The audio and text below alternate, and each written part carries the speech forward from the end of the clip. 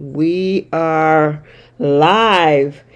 Oh my God. Hey, you guys. Trish is on the line. We're going to have, well, first of all, Keisha is out of town this week, which she did tell us a couple weeks ago, so she won't be on with us. However, we will have me, you, Bree, and Jenna. Oh, awesome. So we're going to party. Excellent. I'm excited. Oh my God. So, who is this? Oh, that's Bree. Hey, Bree. Hi, Bree. Hey, everyone. Hello. Happy Friday. Uh-oh. Oh my God. Jenna? Hi, everybody. Hey, everybody. Okay. Okay, somebody have YouTube on in the background. That's me. I'm just closing it out now. Okay, cool. Okay, can you hear me better? Much better. Oh, cool. Hey, everybody. Hey. This has been some kind of week, let me tell you. Well, listen, it's been some kind of week on and off the soaps. That's what I was thinking. Oh my God, these last 2 weeks. Because remember, you guys, I had to move my son two states away. Yes, ma'am. And I mean, I have a whole mattress story that was hilarious. Oh my God. Yeah, I had a mattress on my car. Most people travel with mattresses across town. I end up having a mattress across 2 states. Did it make it? Yeah, it made it, but it was doing a dance up there through Wisconsin and shaking from left to right. And I'm like, we stopped at a rest stop, me and my sister, and we had to triple tie it down. But we finally got there, rain and everything. Oh, no. But he had a protective cover on it. But by the time we did get to Minnesota, I don't know, it was all ripped up in the front. People were pointing at us on the expressway. I'm like, oh my. Just get this darn thing off my car. Just get the darn thing off my car. And my son was like, I'm sorry. All my son could say, I'm sorry, Mom. I thought it would be easier. Yeah, you're not driving with it. I was. So I guess you didn't even need the radio because the mattress was kind of giving you a beat, all the way across the state. I'm sure it was a bouncy ride all the way there. Oh my God. Every time a truck came past us, the crazy thing is every time, when a truck passes you, it throws off a gust. So my car was like shaking I'm like, oh my God. So what was a 5-hour and 45-minute trip turned into almost an 8-hour trip? Because we had to do under the speed limit. Oh my God. I'm so sorry. Oh my gosh. Listen, I would have told that boy, look, just buy yourself a mattress next time. Yes. One of those online that comes in a box and then you open it and then it just explodes open in the room on top of the box spring. But you know what? The thing is, he had just bought the whole darn thing, the bed and the mattress, and I think he paid about $700 for it, and he didn't want to just let it go. And I'm like, okay, well, we got it there. You're a great mom. You really are. You get Mom of the Month for that one, let me tell you. Maybe Mom of the Year. Because my family would not do that. What am I saying? I don't have one, but I'm with you. Girl, listen, I'm thinking like, I'm looking at this thing like, oh my God, please don't cause an accident. Or the thing goes sliding off the roof, I've seen that happen on the highway before, and that is not a pretty sight. I know, right? Oh my. We're glad you're safe and that you're here tonight on a great Friday night. Well, then here's the other part, because I had to move too.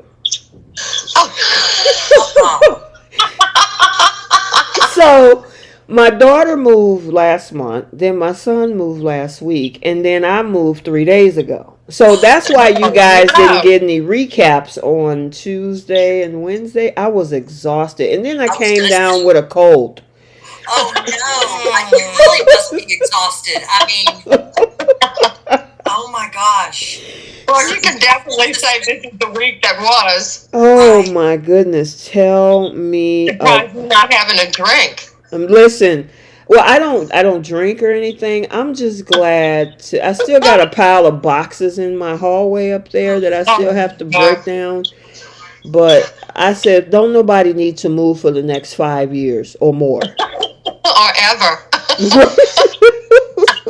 Y'all, my husband is a mini hoarder, and I just rue the day if we have to move. I mean, it's just not. Oh my goodness.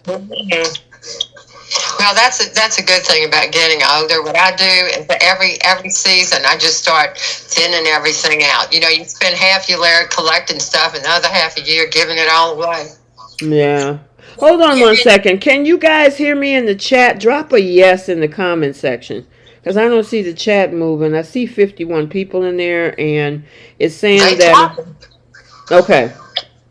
All right. Well, I just want to make sure. Okay, yeah, I think I see folks. Who called us Mommy Dearest? Yeah, somebody called somebody Mommy Dearest.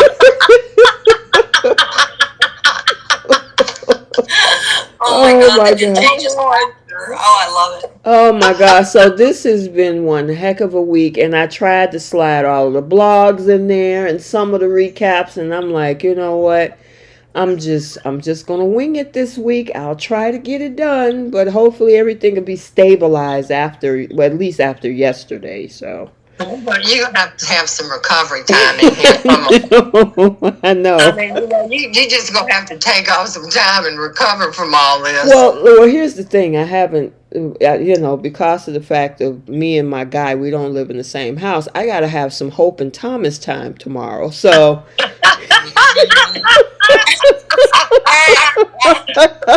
And can I say, I want to just congratulate Hope. You made me so proud. You locking doors. You're the only person that cared. ever so swiftly. Like, she was like, oh, I guess I should just let me lock the door.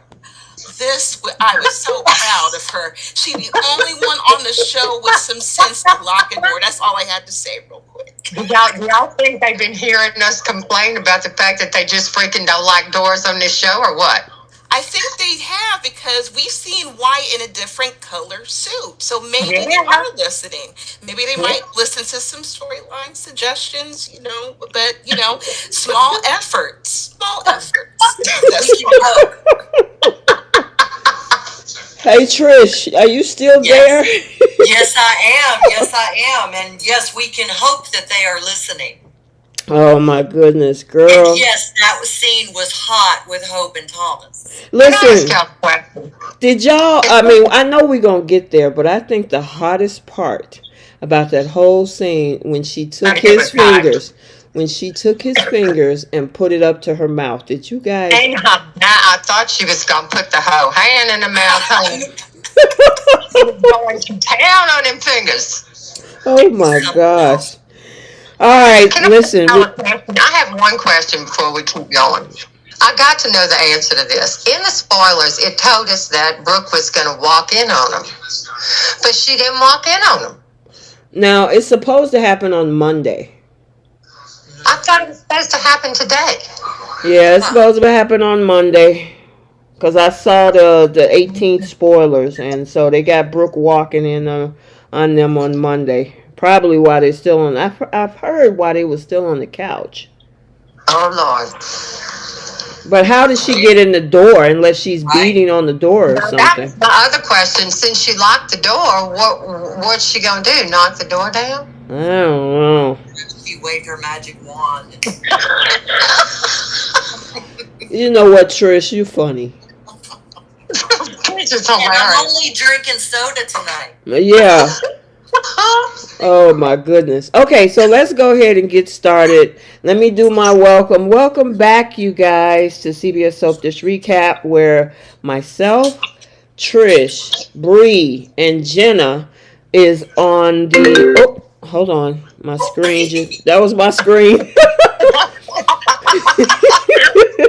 We'll be recapping both The Young and the Restless and The Bold and the Beautiful for the week of September 11th through September 15th. Now, I remember when we did it 2 weeks ago, I was going to do the 4th through the 8th. I don't even remember what happened that week. I have no clue. I have no idea. And I have to admit, there was about 20 minutes of B&B yesterday that I didn't see because I forgot to stream it before we got on here. Because in Texas, there's a big trial going on with one of our illustrious politicians. Uh-oh. So they interrupted our scheduled programming for that nonsense. So if y'all start talking about some stuff when we get to B&B and I don't know what y'all are talking about, that's why. Okay. Well, don't feel too bad because they interrupted us to tell us about that Hunter Biden stuff yesterday too, so we missed it. Interrupting us. They can't just stop interrupting us because they need to leave us alone. Up to the hour. Well, CNN carries all that stuff. They could leave us out of that. Right. Yeah, you would think. But you know what? I ended up watching the full episode yesterday is this blogger who lives in Canada. So he was able to post it, the full episode, for everybody that missed it in the States. So I was able to see it and do a recap on it yesterday. And that's how I posted that first day one of Thomas and Hope when they got started. When she first changed dresses and all of that stuff. Did y'all see that part of it yet? We got right to that part and then they blipped us off for this special story thing.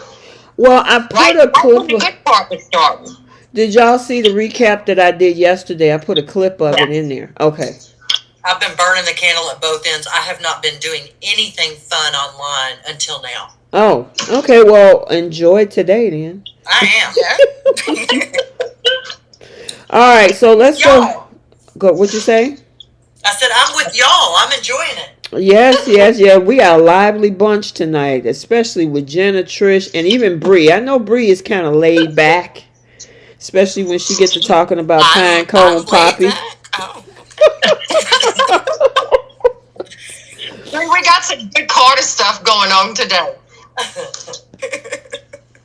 Okay, so we're going to recap The Young and the Restless first, then The Bold and the Beautiful, then we got the Flip the Script segment, and who's taking several seats today. And yeah, I think I got a couple of folks taking some seats, especially Kyle. Yep.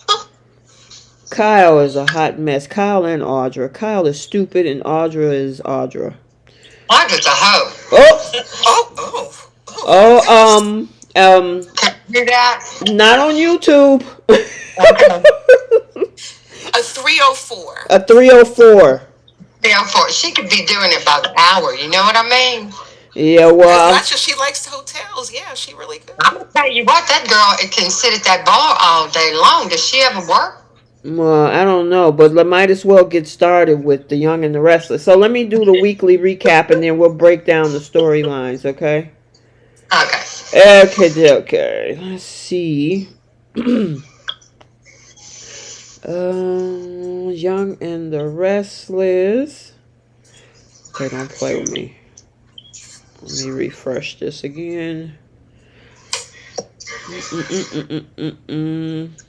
Okay, here we go. So, it says Nick offends Sally. Nikki suggests Nate step down. And Nick shocks as he announces that he won't be returning to Newman. Tucker tells Audra why he returned from his honeymoon alone. Billy does a 180 and Phyllis meddles. Then we have Victoria is furious when Victor takes back control of Newman and vows to take him down while Tucker and Audra hook up. Tucker and Audra plot against Jabot. Billy plans to outsmart Tucker, and Daniel worries Phyllis is meddling with his life. And then Ashley cries to Jack. Abby discusses Tucker's rage with Devon, and a furious Tucker accuses Ashley of toying with his emotions. So, where y'all want to start? Y'all want to start off with the whole, because a lot of this week, especially yesterday and today, was about Tucker McCall and Ashley. So that's kind of an interesting story. Mm-hmm. Okay, who want to go first? Okay, go. I'll pick. Go ahead, Jenna.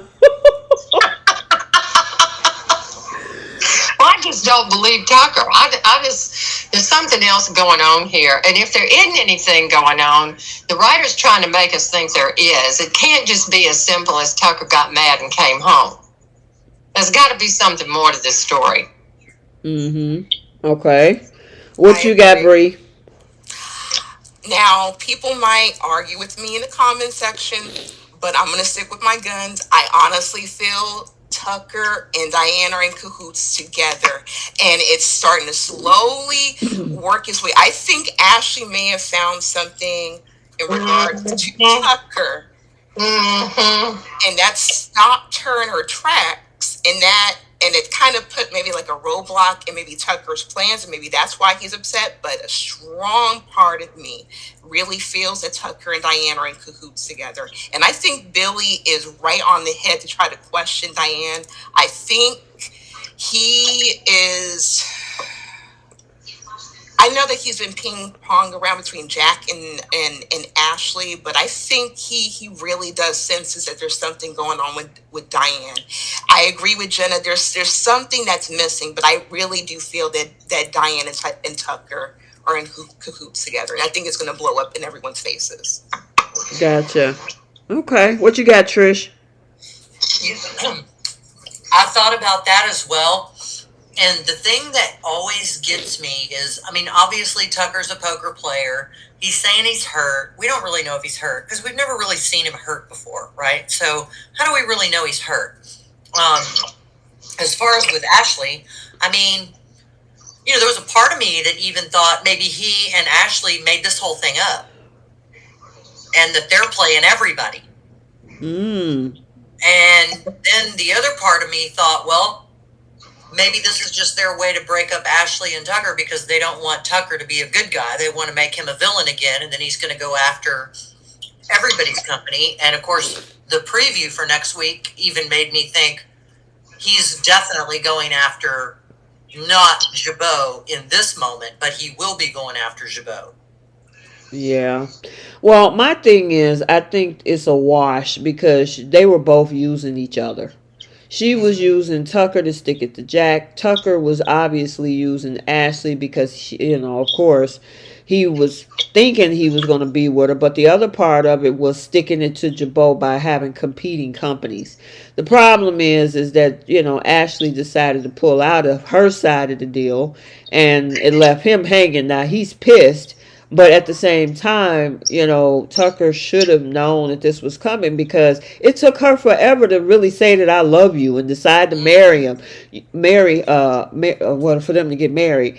I mean, at some point, Tucker had to realize that she was just using him to get back at Jack. And once they, siblings got their relationship in order, now, she don't need to do that anymore. So, it is what it is. In my opinion. It has crossed my mind that Tucker and Ashley and Billy are actually in cahoots together. Okay. And I think, I'm afraid because of the way the writing is, it just throws me off because once I think, I see this and I think, well, why would Tucker come back and sleep with Audra if he was in cahoots with Ashley? That's the only thing that throws me off of this is why would he, unless they need Audra to be part of this somehow, because she's involved with, what's his name, Kyle. So is he paying her by sleeping with her? I don't know what he's doing with her. That's what I'm trying to figure out. I know what he's doing with her. Well, yeah, but I mean, also kind of threw me off of our little scenario that we built here is, how does she fit into this? What would make him go cheat on Ashley if they were actually in cahoots to do, it just, something about this, there's just a missing piece to this somewhere. Something's rotten in the barrel. Yeah, you got it. You know what? I'm kind of hanging with Bree on that one about Diane fitting into this because she was acting really weird at the house when all of this. She was like, it was, I don't know. I think, for a while I was like, well, maybe they're trying to redeem her, but I don't know. I think she got something to do with this. She can't be redeemed. Right. You know that well as I do. She cannot be redeemed, honey. Oh my goodness. Just like Sheila, huh? Oh, Yeah, like Sheila. Yep. Now, this whole thing with Audra, why do you think she went up there to sleep with him? I mean, he came back by himself. No. He came back by himself. Audra saw him and he just left. He went to his room. She decides to go up there and just didn't say anything but made herself available. And the next thing you know, she was in, they're in bed together. That's my point. I don't know. I mean, she obviously don't give a crap about Kyle. No, their relationship is warped. I totally don't. I mean, y'all, this woman could sit at that bar and charge by the hour. She's got them coming in revolving doors here. Oh my goodness. I mean, at them. yeah. I mean, what do you guys individually think, Audra? Why did she do what she is? Is it because she has some alliance with this guy, or she felt sympathy for him? No. No. What do you think? Go ahead, Bree. He's just a man with money. This girl is just, she is probably the smartest one on the show, next to probably Adam, when it comes to how to leverage people. Tucker is a man with power and some money. She's already trying to secure a position for herself because she already sees how everything's going down with Newman. She is just always on a come up. That's just who she is. As far as sleeping with him, she's like, hey, I'm single. He doesn't have to, but she's clearly wide open. She is red roof in at this point. Dang. And but Yeah. I mean, it's and she knows she has Kyle in her back pocket. I mean, the first couple of times they slept together, they had he threw jewelry at her. She knows she has men. She has these rich men in the back pocket. So she wanted to work at Jabot. She knows she can go to Kyle. She knows she wants to start a business or secure some sort of position. She knows she can go to Tucker. She knows how to leverage people. So I don't think there's any particular reason besides she just wants to always secure some sort of position, and she always secures it in the bedroom or in the hotel bedroom. Sorry. Gotcha. I like everything you just That's where the bedroom is. Yeah. What'd you say, Trish? I like everything you just said. And also, I think there's a part of her that has this, they have this codependent underlying relationship where I think they're the type of people that they would fight and fight and fight. And then at the end of the day, they would go back to the hotel room. It's just their relationship, I think, is raw. And I think that when he got to know her, she was very young and impressionable, and he is much older. And that kind of a dynamic, oftentimes, because I've seen it happen, where I've watched it happen. You've got that relationship and that power of the more senior person, whether it's age, status, money, whatever, and they can't seem to break that kind of a cycle of going back to that person and back to that person. Hey, did you guys see the comment by Cheryl Hines? She said Victor is also impressed with Audra. Nikki better watch out. Yeah. Do you think Nikki sensed that a little bit because of Victor's history a little bit? Because she kind of reminds me of some of the women in Victor's past. What's her name? Sabrina? His best friend. Yes, Sabrina. That's the one. Yes, ma'am. Yes. Same, beautiful, gorgeous, exotic, has that sort of... No, what if that's his daughter? Who? Nikki even made the comment whenever Richter said he thought Audra could be very useful. Nikki looked at him like, what are you talking about? She sure did. She sure did. She gave him the side-eye, boy. She wasn't too happy about that at all. Mm-mm. And she has no, standards when it comes to age, when it comes to if he's married, divorced, whatever. She's down. It's yeah, Nikki better watch out a little bit. Now, she also said that Audra is a younger version of Jill Foster. What do y'all think? That could be an insult or a compliment because Jill is a great character. What'd you say, Jenna? Jill was bad. Yeah, back in the day, yeah. Ooh, Jill was a hellfire. Yeah. I gotta say, that's why Adam called Kyle a puppy dog. Because he knows he can see right through Audra, knowing the type of person that she is. And I think that was you, Bree, that said how she's like Adam, knowing how to leverage things. So of course Adam knows exactly what he's up against when it comes to Audra, which is why I wish they would put those two together. But it looked like he gonna be kissing Sally next week. Maybe they're brother and sister. Who?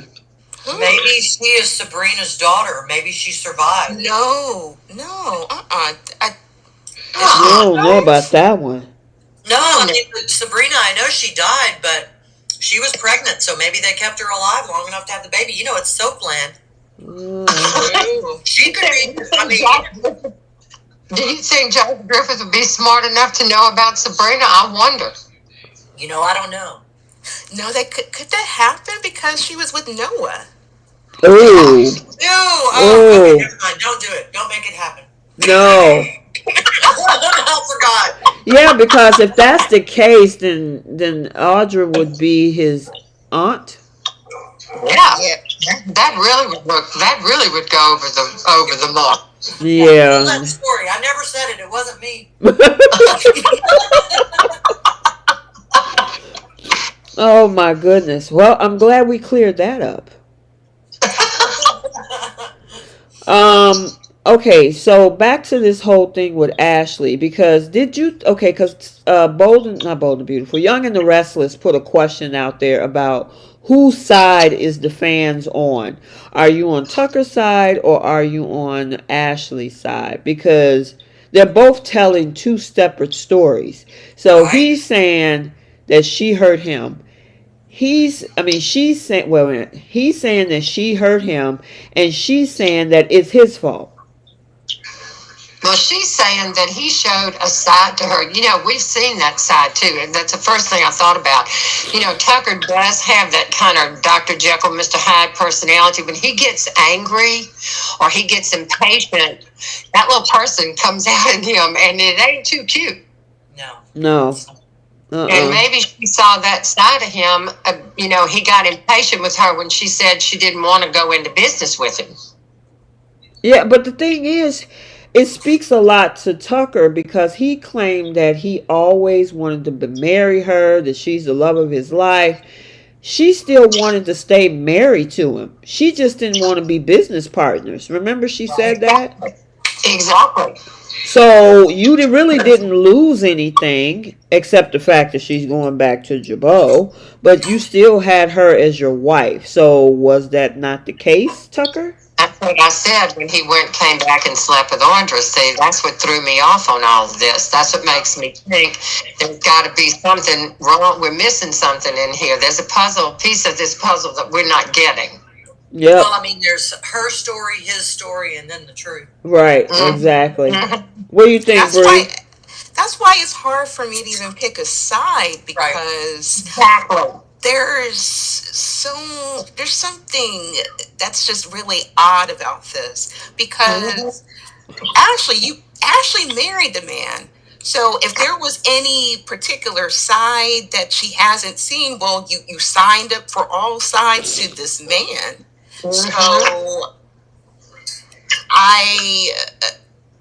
because when she wanted to try to go after Jabot, she was all for Tucker getting Phyllis out of prison or facing charges so she can come over to try to be a disruption over to Diane. She was perfectly fine with Tucker doing that.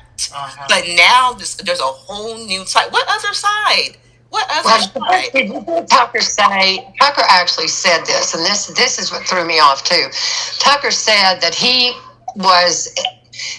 thing that upset him the most, and this is the key to this is the piece of the puzzle I'm missing. He says that the thing that threw him off the most was that she didn't want to go into business with him.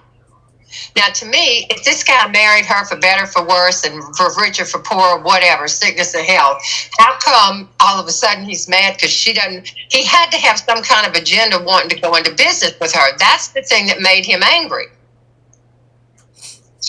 Yep. What do you think, Trish? Yeah, I mean that's a valid point of the whole thing, and quite frankly, when all of this went down, I was thinking, well, this was a wasted storyline. We built all of this up. We got through all the hurdles. She finally said, "I love you," and now she says, "Meh." Exactly. And what about Billy? Because so what was the whole purpose of trying of them using Billy?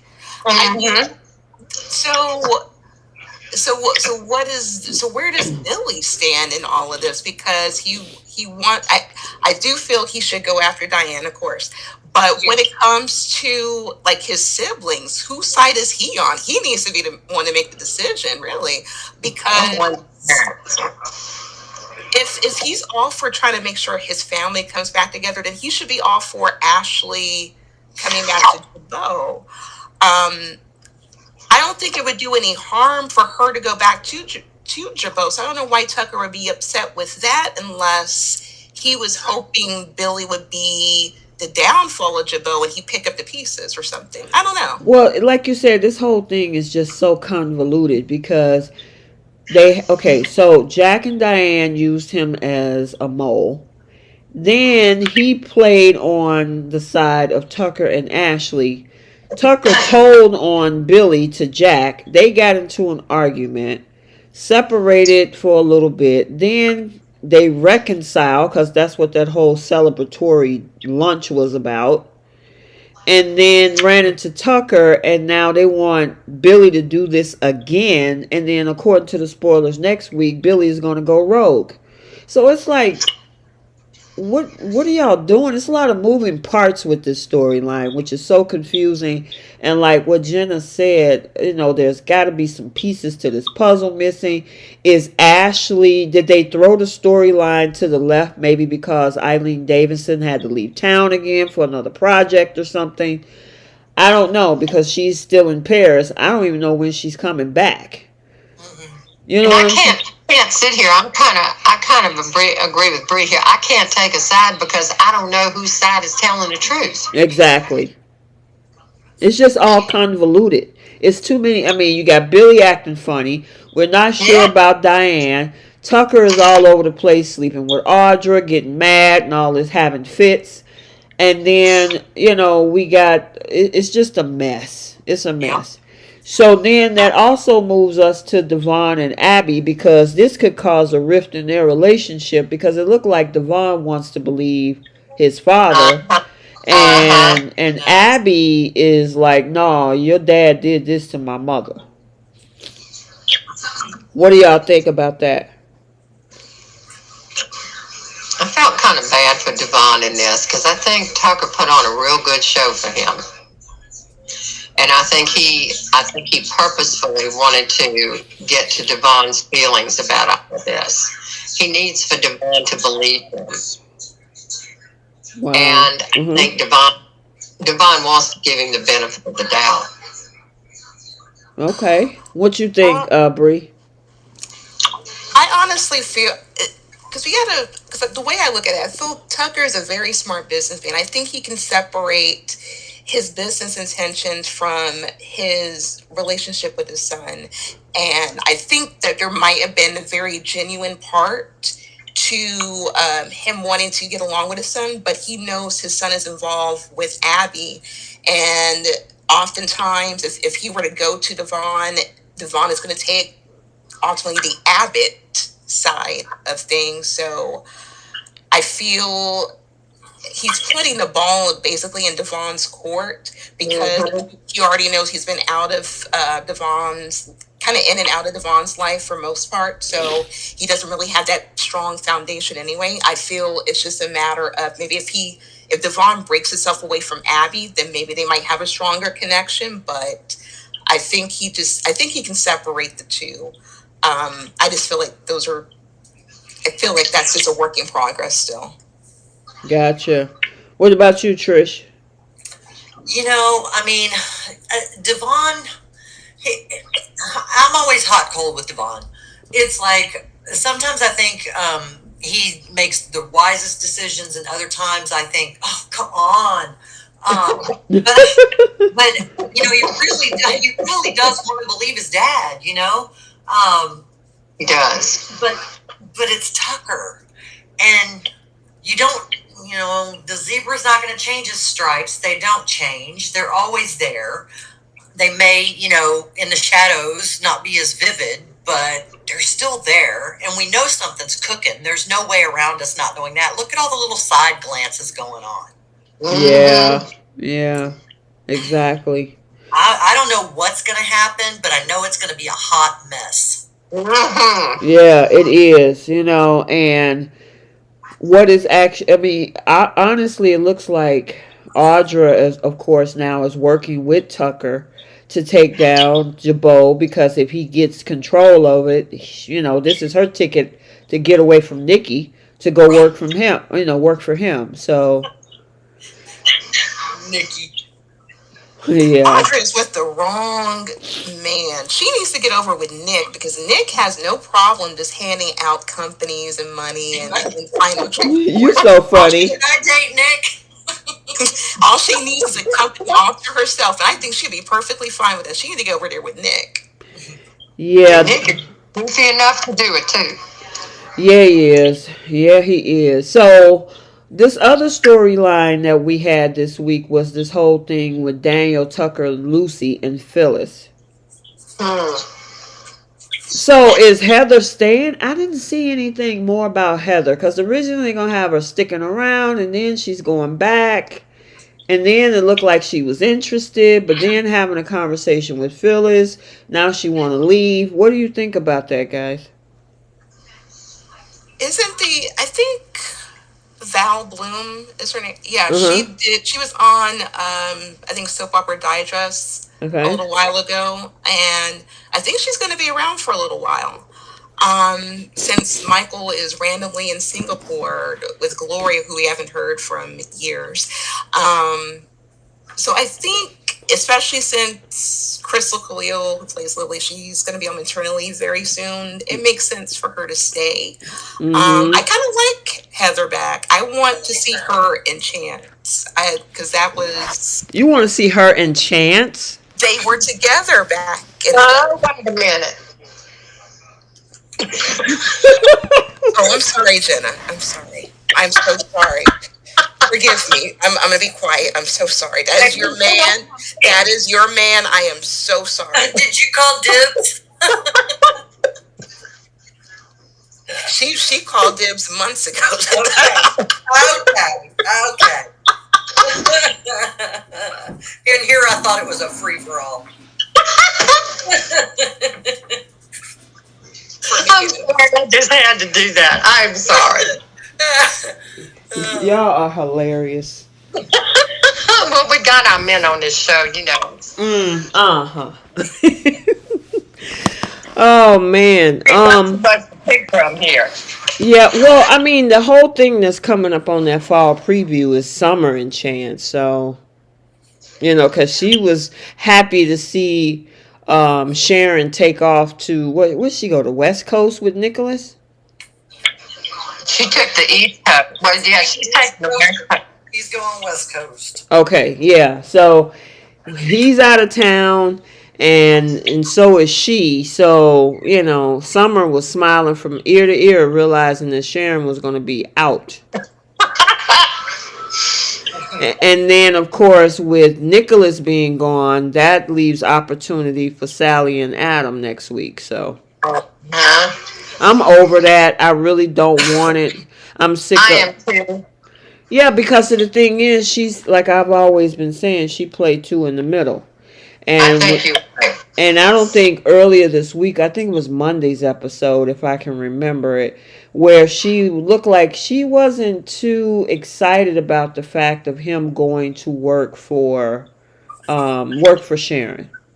Because she was sitting up there looking kind of crazy, and that was one of the spoilers that, you know, that she wasn't really happy with Nicholas working with Sharon. So what he told her. Y'all heard what he told her? Yes. Oh my God. Lord, I like to fell out of my chair watching him tell her that. Yeah. So what'd you say? That whole karma comment Was terrible. That off the rails. yeah, okay. So for those in the comment section that maybe not remember what Nicholas said earlier this week, he said that losing was it Ava was Adam's karma. I'm like, no, he didn't just say that. Did, and look, and he said it was because of all the bad things that Adam had done in his life. Exactly. I was not happy. Like, oh, and she was like, well, wait a minute, I lost Ava too. Oh, well, that don't apply to you. What? That was the stupidest thing I've ever heard this man say. And he said a lot of stupid things just this week alone, but that was just terrible. And he was the same person who told Sally, give Adam a chance. He just lost his child too. He deserves, some grace. And now all of a sudden you put all that blame back on this man. This man is your brother still. Like, I understand that he has, like, whatever issues he has regarding Sally and Adam. Okay, whatever. The girl was pregnant with this man's baby. Oh, well, you know how she gets down. But this is still your brother. Hold on, I gotta block somebody. Give me 1 second, because I can't with these people. What happened? Well, they going in there saying that anybody that like Hope and Thomas is INCESTUOS. Got it. Okay, yeah, I see it. That is absolute rubbish. That's bull. I mean, if you don't like the storyline, that's fine. But don't go in attacking people because they're not biological. We'll talk about that in the next half. Okay, go ahead. Back to what you were saying. Yeah, we can definitely get back into that because we can say Steffi and Rick set the tone. But when it comes to just Adam, I think all of what last week was, it's all Adam's fault, and that was so irritating. I think that's why I kind of tuned out of that whole week because Hey, wait a minute, Jenna. You sound kind of muffled, girl. Oh, let's see. Is that better? Yeah, that's a lot better. Okay, go ahead. Yeah, I agree with her. There was just a lot of piling on Adam last week, and it made me uncomfortable. Yeah, what did you guys think? That was what happened during the week of the 4th through the 8th. Everybody was Adam complaining. Were you finished, Bree? Yeah, it was just so irritating, and Nick had he turned my entire stomach. Like, why would you bring up this baby? The baby had nothing to do with anything. It was very, as Denia Jeffrey said, it was very insensitive. I mean, who says something like that? I mean, and you lost a daughter. Okay, but the thing is that he helped save yours, though. Remember, he's missing a whole kidney. So I mean, it's almost like he has this deep. I mean, just in the last week or two, and I've really noticed it with Nick because it's been building. But I mean, what do y'all think? I thought it was just. I mean, he has this deep hatred. Nothing anybody could say would he give him any slack at all. I mean, he just kept pounding at him. Yeah, I mean, it's just, I don't know why he hate him so much lately. It's like this man lives rent-free in his head. Even Sharon had to be like, Sharon, and sometimes even Sally is like, can we not talk about Adam today? Yeah, it was almost, he was starting to remind me of Liam. Exactly. I haven't seen lame old Waffle Boy in a week. It's kind of like a relief. Yeah, but that's what he was starting to remind me of. I mean, every time he opened his mouth, it was Adam, Adam, Adam. Yeah. Somebody said Nick is jealous of Adam. Well, I believe that. Yeah, that was Cheryl. Cheryl said that, and I think she's right because I think he is jealous of him. Well, he told his mama that. Didn't y'all hear him tell his mama? My daddy always takes up for Adam. He doesn't take up for us that way. What y'all think? Victoria said the same thing too. I think Victoria, I feel all the siblings are jealous of Adam. I think Abby is jealous of Adam because it took Abby a long time to even be like really recognized as Victor's daughter and being part of the loop, and Adam was always part of that. I think Nick is always going to be jealous of Adam because he is Victor Adam Newman. He always has that Newman's name, and I think that will always sting. And Victoria wishes she could be the business mindset of Adam. And she'll never get that respect from Victor. So they each have their own issue with Adam. Well, I think Nikki has played a big part in all that too. She's like Lady Macbeth when it comes to Adam. I mean, every chance she gets to dig at him with her husband and her children, she doesn't miss a chance. And my question is, did she even like give condolences to Adam at all? Not really. Yeah, I thought she did. After that day in the park. Yeah, I thought she did talk with him, but it was briefly in the park. Yeah. I think it was Nikki, not Victoria. I'm sorry. Yeah, it might have been. It was Nikki. Did y'all see him sitting down with her, Nikki, and how she spoke to him at the coffee shop? Oh God, that was what, Tuesday? Oh, I'm telling you, that took some tough gut. That woman, I wanted to just slap her. She ripped into him. Yeah, she told him, I'm gonna give you 24 hours to stop planning whatever it is that you have for Victor, or else you're gonna regret every moment of your miserable life. And I'm like, what are you gonna do? What are you gonna do? Right. I loved it when he showed up at the office. She gonna tell there's a misunderstanding. I mean, she put this threat on the table, and I'm like, Nikki, y'all haven't been able to stop Adam the way y'all wanted to stop him all these years. What are you going to do this time that is different? Nothing. You're just blowing smoke. And he's Victor Adam Newman. Exactly. That really gets to her every time you hear him say that. Let me ask you guys another question. Now, somebody else that did a 360 this week was Adam. Last week, in the previous weeks, they had him going after Newman Media. Victor said no, and then he was out. Now he's saying that he has a change of heart. Do you believe it? No. Trish was like, no. I don't either, and I have to tell you, Billy and Adam are both on the same train here. Both of them are acting strange. No. Yeah. They both just totally, completely, I'm off the bus with both of them because there's something going on with those two, too. Yeah, what do you think, Bree?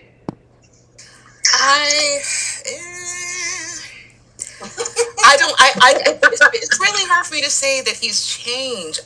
Because like Nick said earlier this week, it's been a day. I would like for him to just be on a war path against his family, because his family, no one respects him. It's always his fault. No one can do anything wrong. So I don't know why why would he want to work the ground up? And he has the school background and the whole resume. In the mailroom, when he told Victor he wanted to work in the mail. Okay, so answer me this question, because he said that he want to start in the bottom like his kids did. Did Nick and Victoria actually start from the bottom? Yes. Okay. Well, Victoria did. Victor said that today. Okay. Victoria actually did start at the bottom. She's been working there since she was in high school, is what Victor said. Okay, that's started right. in the mailroom. Gotcha.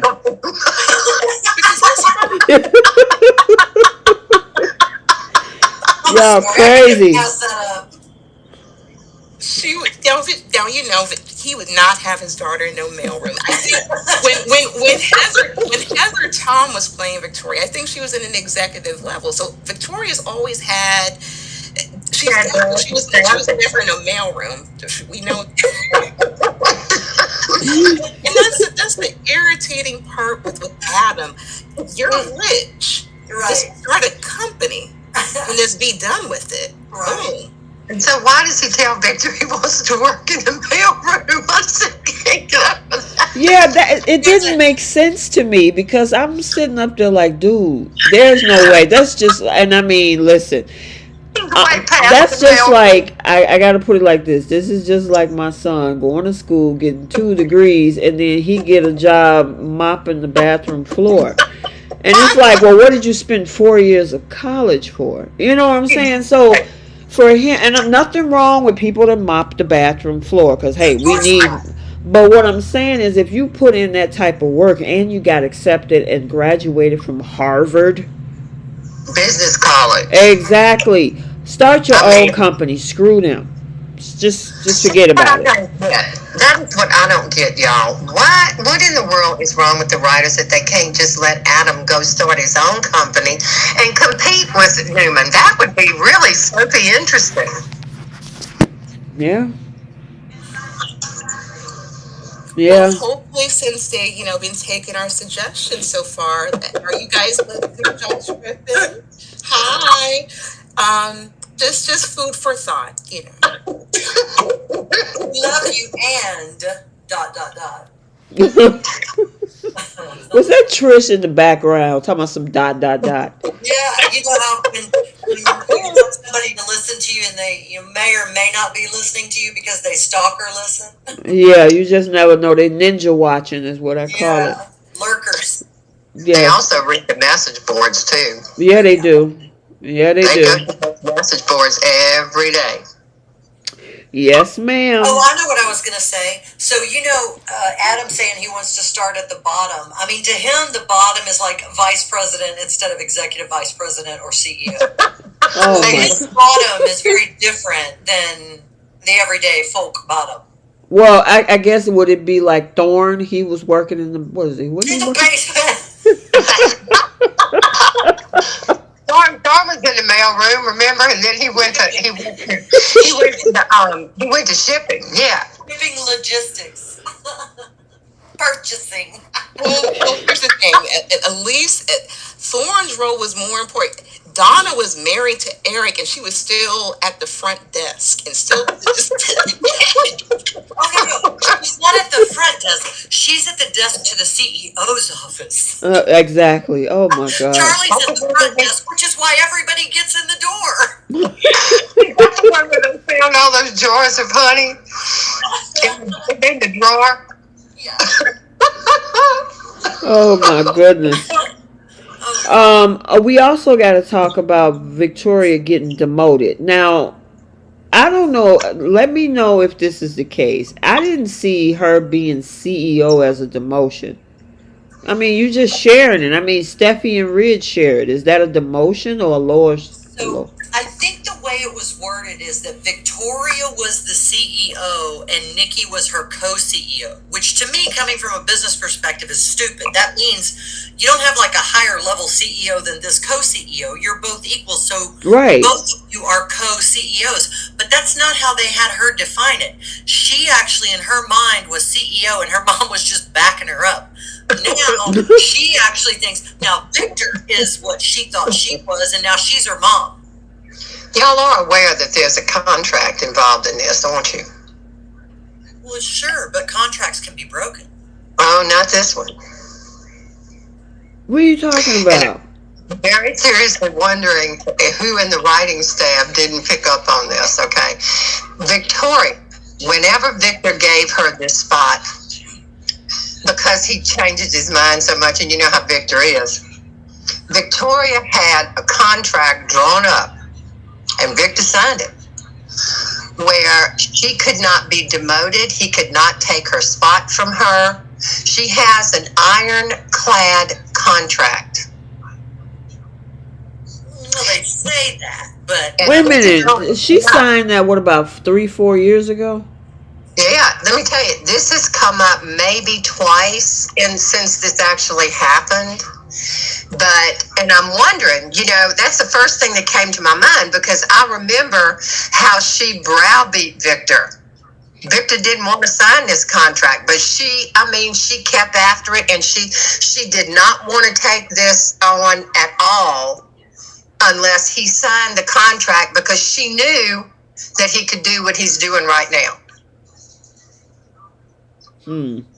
Yeah, I wonder if the writers are going to let that play into this whole storyline, though. Well, here's my thing with that, because after the fact, because she was married to Ashlyn, didn't they have like a merger together, and then Victor had to get that company back? So wouldn't that put everything back into Victor's hands still? He just let her be CEO?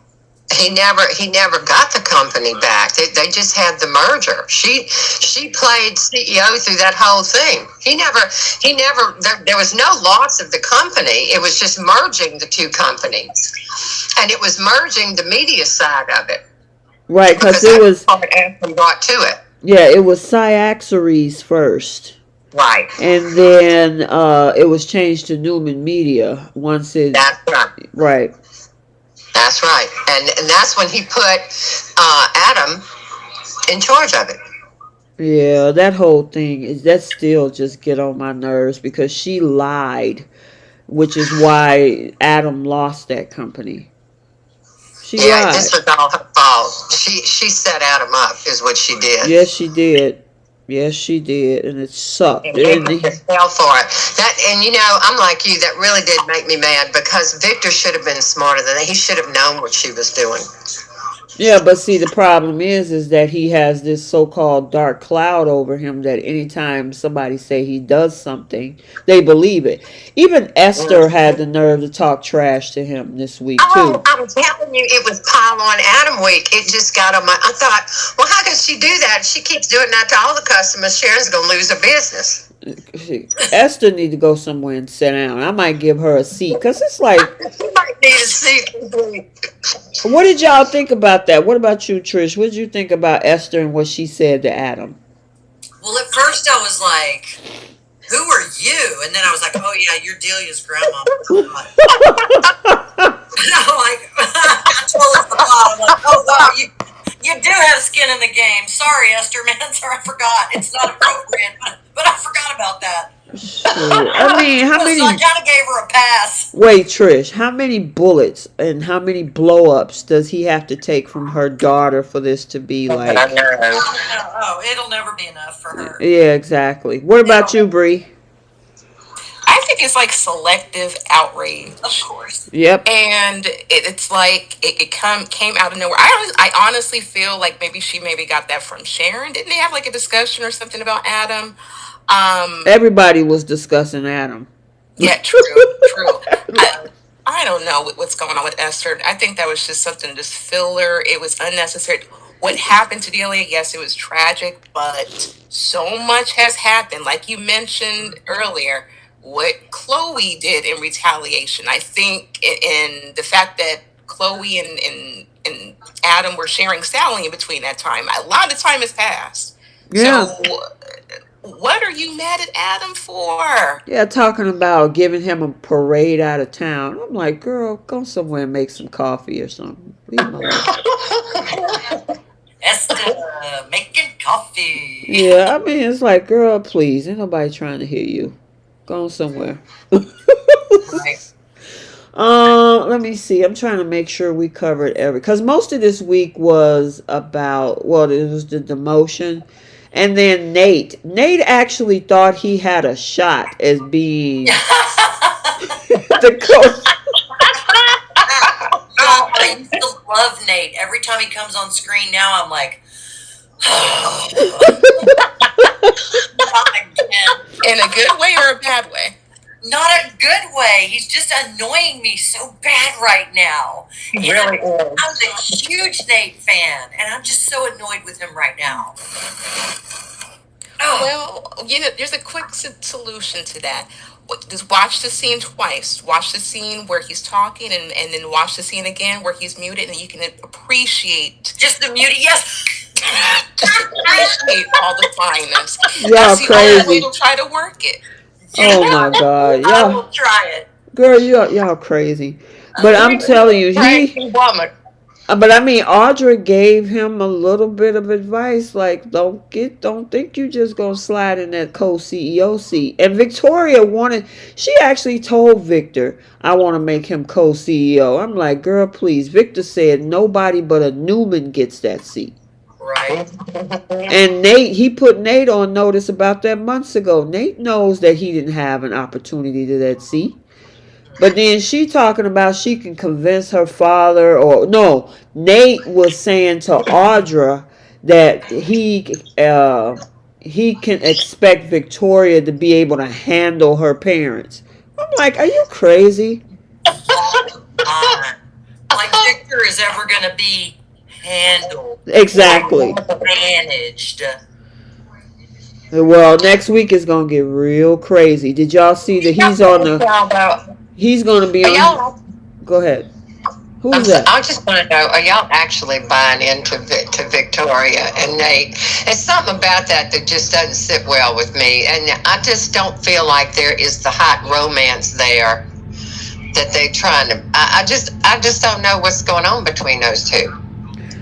Only thing I would say is because of the fact it's some type of transactional relationship. I think he likes her enough because of the position that he has, and she likes him enough because of the fact that he's interesting, but not interesting to get married to. No, she likes him because of the position he puts her in. Oh, what position is that, Trish? What position is that?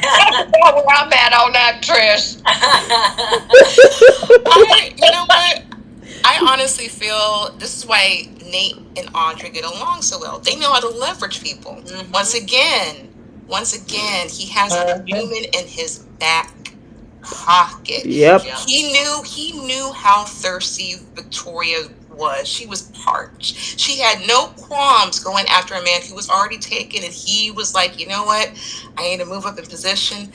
Why not? She's open to it, and she still is. And like you said, this is strictly transactional, and a strong part of me just wishes that he does fall to the ground so he can go back to medicine, because that's where I miss him the most. Same. Yeah, honestly, I wish they would have kept him there because I liked him in that character, that part of his character. You know what I mean? But to have him as this greedy business person, because remember Nate said that he couldn't stand dealing with bureaucrats. Well, yeah, you are. You're one of them now. And it's like, come on. I just hate how they flipped the script on him. Yes, he risked his medical license not once but twice for the Newman. Exactly. So. And then Nikki had the nerve to say this turn. Like, I understand, but it was a complete 360. Mm-hmm. What was that? He had no problem, doing whatever you guys needed. But okay, he had to secure his position another way. All right. Yeah, my question is, why don't they give Nick a hard time for leaving Newman? Because that's the other thing. Not only did he, of course, run off to work with Sharon, he no longer works over at Newman, which they always said he had 1 foot in and 1 foot out. Yeah. His whole wishy-washy, hot and cold. It's like, okay, but Adam want to be so deep into Newman. And Nicholas is like, yeah, whatever. I don't feel like it today, so I don't want to do it. It's like, okay, well. It's like, what skill sets? What? I'm sorry. Go ahead, Bree. I was going to say, like, what skill sets do they feel Nick has? He is a temp. He is the world's professional temp. He will gladly leave before the contract ends. So he's on to the next assignment. What skill set does this man have to be in an executive position? All he does, he tells everybody else what not to do because he's very self-righteous. And then he whines and complains about his brother all the time. I mean, what has he done to ever work? He's not taking any meetings or anything like that. It's like, what do you do? What happened to New Hope? Who's running that? I guess you got people in place doing that too. Who knows what Nicholas fly by the seat of his pants. And it Yeah, said, he can, as long as he keeps flying. Nick is on my last nerve. He's been on my last nerve for a while now. Nick is just a guy who kicks around. You know, I mean, after they broke him up with Phyllis, he wasn't doing anything but hanging out at the coffee shop all day long. I mean, you know, until Sally, Nick was basically non-existent. they should, you know what? They shouldn't have never inserted Nicholas into that whole romance in the first place. They were this close when they were at the top of the tower. Remember that scene between Adam and Sally? They were 2 seconds off of getting back together, and then here comes Nicholas. Yep. And it's like, what you do that for? And then you turn around and circle back in December by having the two of them sleep together. Then they decide, the sex wasn't that good, so we're going to break up. And then she gets pregnant. And then you have her dating the brother while she's pregnant with the... Yeah.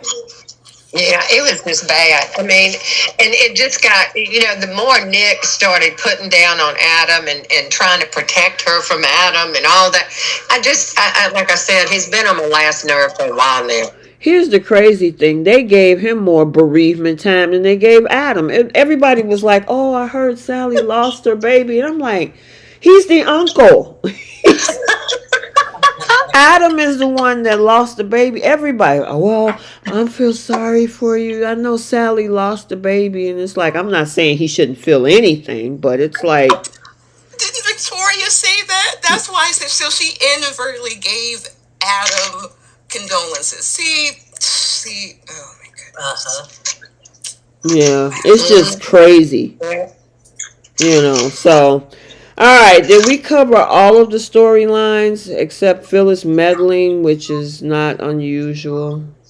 I didn't really see much about that storyline. I mean, all she did was have lunch with Daniel, and Daniel just went nuts. I mean, you know, you start to wonder about Daniel.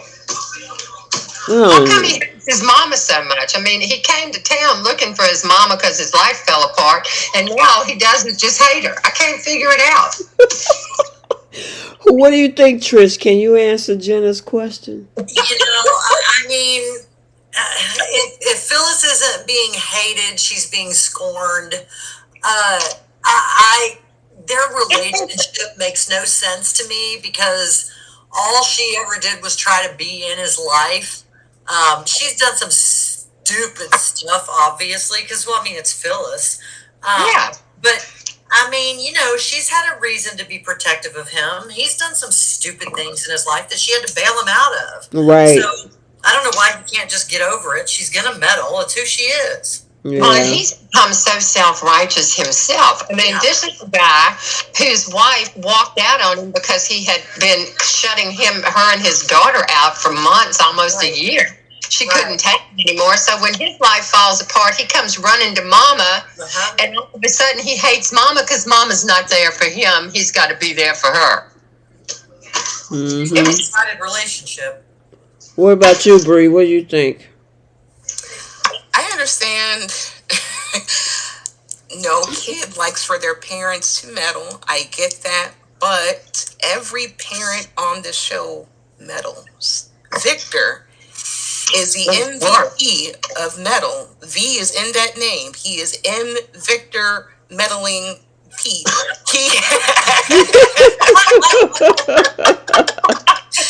So, I mean, at least she's not, you know, getting into any illegal activity. I mean, this is a step up for Phyllis. I mean, she's just at least, you know, trying to, you know, make her kids' relationships happy, even though I think she just needs to, you know, go over to Tucker and, you know, get back to the Phyllis that I like. Well, they will be working, having some meetings next week. I'm like, Phyllis, you just was 2 seconds out of getting out of prison. Now you're going to try to run another scheme with Tucker McCall. Well, it's going to be interesting to see how that goes when you got both Phyllis and Audra working with Tucker. Go ahead, what you say? I can't wait for that because Audra messed with her daughter. Yeah. We have yet to see that interaction. Oh yeah, that's gonna be ugly. The other Oh, thing that's is gonna be it. Diane runs into Phyllis again this week too, so that's Oh going. Lord. Yes, because I don't think they have seen each other since she been out of prison, Oh, right? they talked. Yeah. Mm-hmm. Okay, all right. Well, they supposed to have some type of face off or something, so I guess we'll see what that looks like. Yep. Eek. All right, I think we covered everything on that storyline. I mean, on this particular week for everything. So we might as well move on to bowl. But before we do, I know Bree have been dropping it in the comments section. Please, you guys, if you have not, hit that like button. If you're not subscribed, hit the subscribe button. I do cast updates, spoilers, daily recaps, all types of hot early spoilers. And then I'm on the other four platforms: Instagram, I'm on TikTok, X, and Threads. So you can check out all little daily clips and videos over there. And then, of course, we do the other stuff here on YouTube. So make sure you, like Bree just dropped it again. It's over 100 of you guys in the chat. Hit the like button and support the channel. All right. Well, you know what? The first half of this week, I'm glad I missed almost. I kind of remember it. It was about, Ridge and Eric and stuff, but Ugh. I was looking forward to the 14th and the 15th. So, Yeah. okay, let me go ahead and do the summary for Bold, and then we'll break. It ain't going to be that much to break down. Okay, so September 11th, when Brooke catches him with RJ, when Brooke catches Eric with RJ, Eric makes it clear he won't be stopped. Eric wants Brooke to tell Ridge he's coming for him, while everyone agrees Ridge's new collection is his best work. Ridge reacts to Eric's warning, while RJ meets the intern who takes a cryptic call.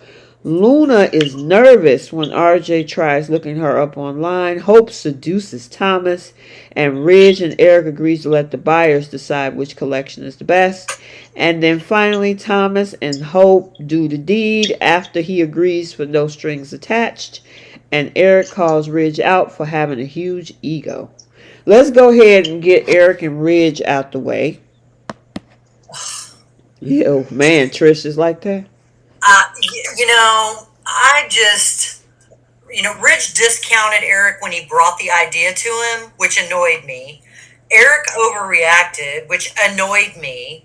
He hasn't told anybody else on the team about what's going on, which they're his family. So that's annoying. This whole storyline is annoying me because it would have just been so easy for them to just say, oh, cool, Dad wants to come back, do another line. We'll have fun with Dad. Yeah. And here we are, and now it's a freaking, I'm coming for you, Ridge. Oh, like, what are you? Back in your late 50s where you and your son are fighting over Brooke, now you're fighting over a fashion show on the runway when you both own the company? I'm not, Okay. Say it with your whole chest. Look, really Trish, you saying it with your chest, huh, girl? Yeah, give me a minute. I'll tell you how I really feel. No worries. All right, your turn, Bree. Okay, I'm going to defend Eric, okay? And I saw a lot of comments online, and I'm going to need for people to be a little bit more respectful to Eric. This man, if he wants to have a line, he said he wants to be the last showing. At least he cares enough to give us some fashions. And at least the sketches were looking really nice. I understand where he's coming from. Maybe he wants to just give it that one last go around. And he tried to go to his son, and he got shut down. Mm-hmm. He just wanted to do something creative. That's what they build their business on. And it's always been around Ridge and Thomas for the most part. He just wants to be a part of the action. I don't think there's nothing wrong with that. And then maybe after that, yeah, he'll retire. But he just feels that passion now, and I got to give it to him. And plus, he has been housing every family member at his GCAC for years. They gonna let this man have his line. Okay, That's true. He didn't let Steffi up there for weeks for no reason, just for her to go to Europe. in that GCA that he was housing Ridge for months. Each and every time he was bouncing back and forth from woman to woman, he refused to pay for a hotel room. Let that man have a line. That's all I got to say. All right, girl. What you got, Jenna? Is Jenna still on there? Uh-oh. Did we lose her? She's still showing online, but I can't hear anything. I don't know if you're on mute or... No, I'm here. Can you hear me? I can hear you now. Hello? Yep, can you hear me? Yeah, I can hear y'all fine. Okay, so what you got on Eric? I agree with Bree and I agree with Trish. I agree with all of y'all because I'm in this place where I just think, I mean, this all came out of nowhere anyway. All of a sudden, oh man, has the shakes. I mean, I'm like, what is going on? What is wrong with Rich? I mean, for the whole entire history of this show, and we all remember this if we've been watching it for 34 years, they've always had fashion shows together, father and son. Why wouldn't Ridge want to do that with his father? That's my only part of this I don't understand. I mean, why did it have to be RJ? Did they just have to give RJ something to do? I mean, this should have been Ridge and his father. And it should have been an extravaganza like we used to see, y'all. Remember how gorgeous it used to be? Even if they had it in LA, they'd always have it by the beach and it would be so beautiful and you'd see all these gorgeous fashions. Now we got to have a competition between the two of them? That don't make sense either. Yep. Nope. Yeah, so it's his line versus his line and who let the buyers decide. But the thing is, even if they buy less with one of y'all, still getting paid. The money's still going to the same company. That's what I feel. I'm like, why not combine the two and make it father and son and make this like it used to be with just these gorgeous designs? I mean, and then what is with the intern thing? Are you talking about Luna? Yeah. What is that? Yeah, I don't know what that's about. Whatever the secret is, because she answered the phone and somebody was saying stay away from the Forresters. And a lot of people are speculating that she's related to Lee somehow. I don't know if they're just assuming that based on culture. But I don't know. I'm curious to find out what is this about? Well, all I know is that they gave her on her first day, they gave that young actress that nobody knows from Adam the last scene of the show. And the last shot lasted seconds longer than it normally does. So who was it getting rated to? Like, how did she get this job? I'm serious. Well, a lot of people, okay, so we do know that Taylor, even though she's been MIA, you know, she's going to be back the week of the 25th. We'll see some scenes with her trying to assist Finn. The thing is, though, is that why are you bringing on new people when you got other actors and actresses already on this show who need some TV time? That we And want who to need see. to be in these stories. That's the thing. When Taylor was just, she needed to be in that story, and they only had her in that story one time. And that's why everybody is speculating. And you know, her contract is up December 10th. Right. So everybody is wondering, are they going to give her 3 more shows to do and then she'll be gone? Or are they going to renew her contract? Because I'm telling y'all, just from everything I've been reading online and on Facebook and different places, there has been a real effort for people, for fans who really like her. They have been writing, emailing, calling in. I mean, they've been posting everywhere. They want her to stay on the show. I mean, it needs to be some Forrester Logan balance. We got Katie back. We see Donna is here. Brooke is there. Hope is there. But then all we got is Thomas.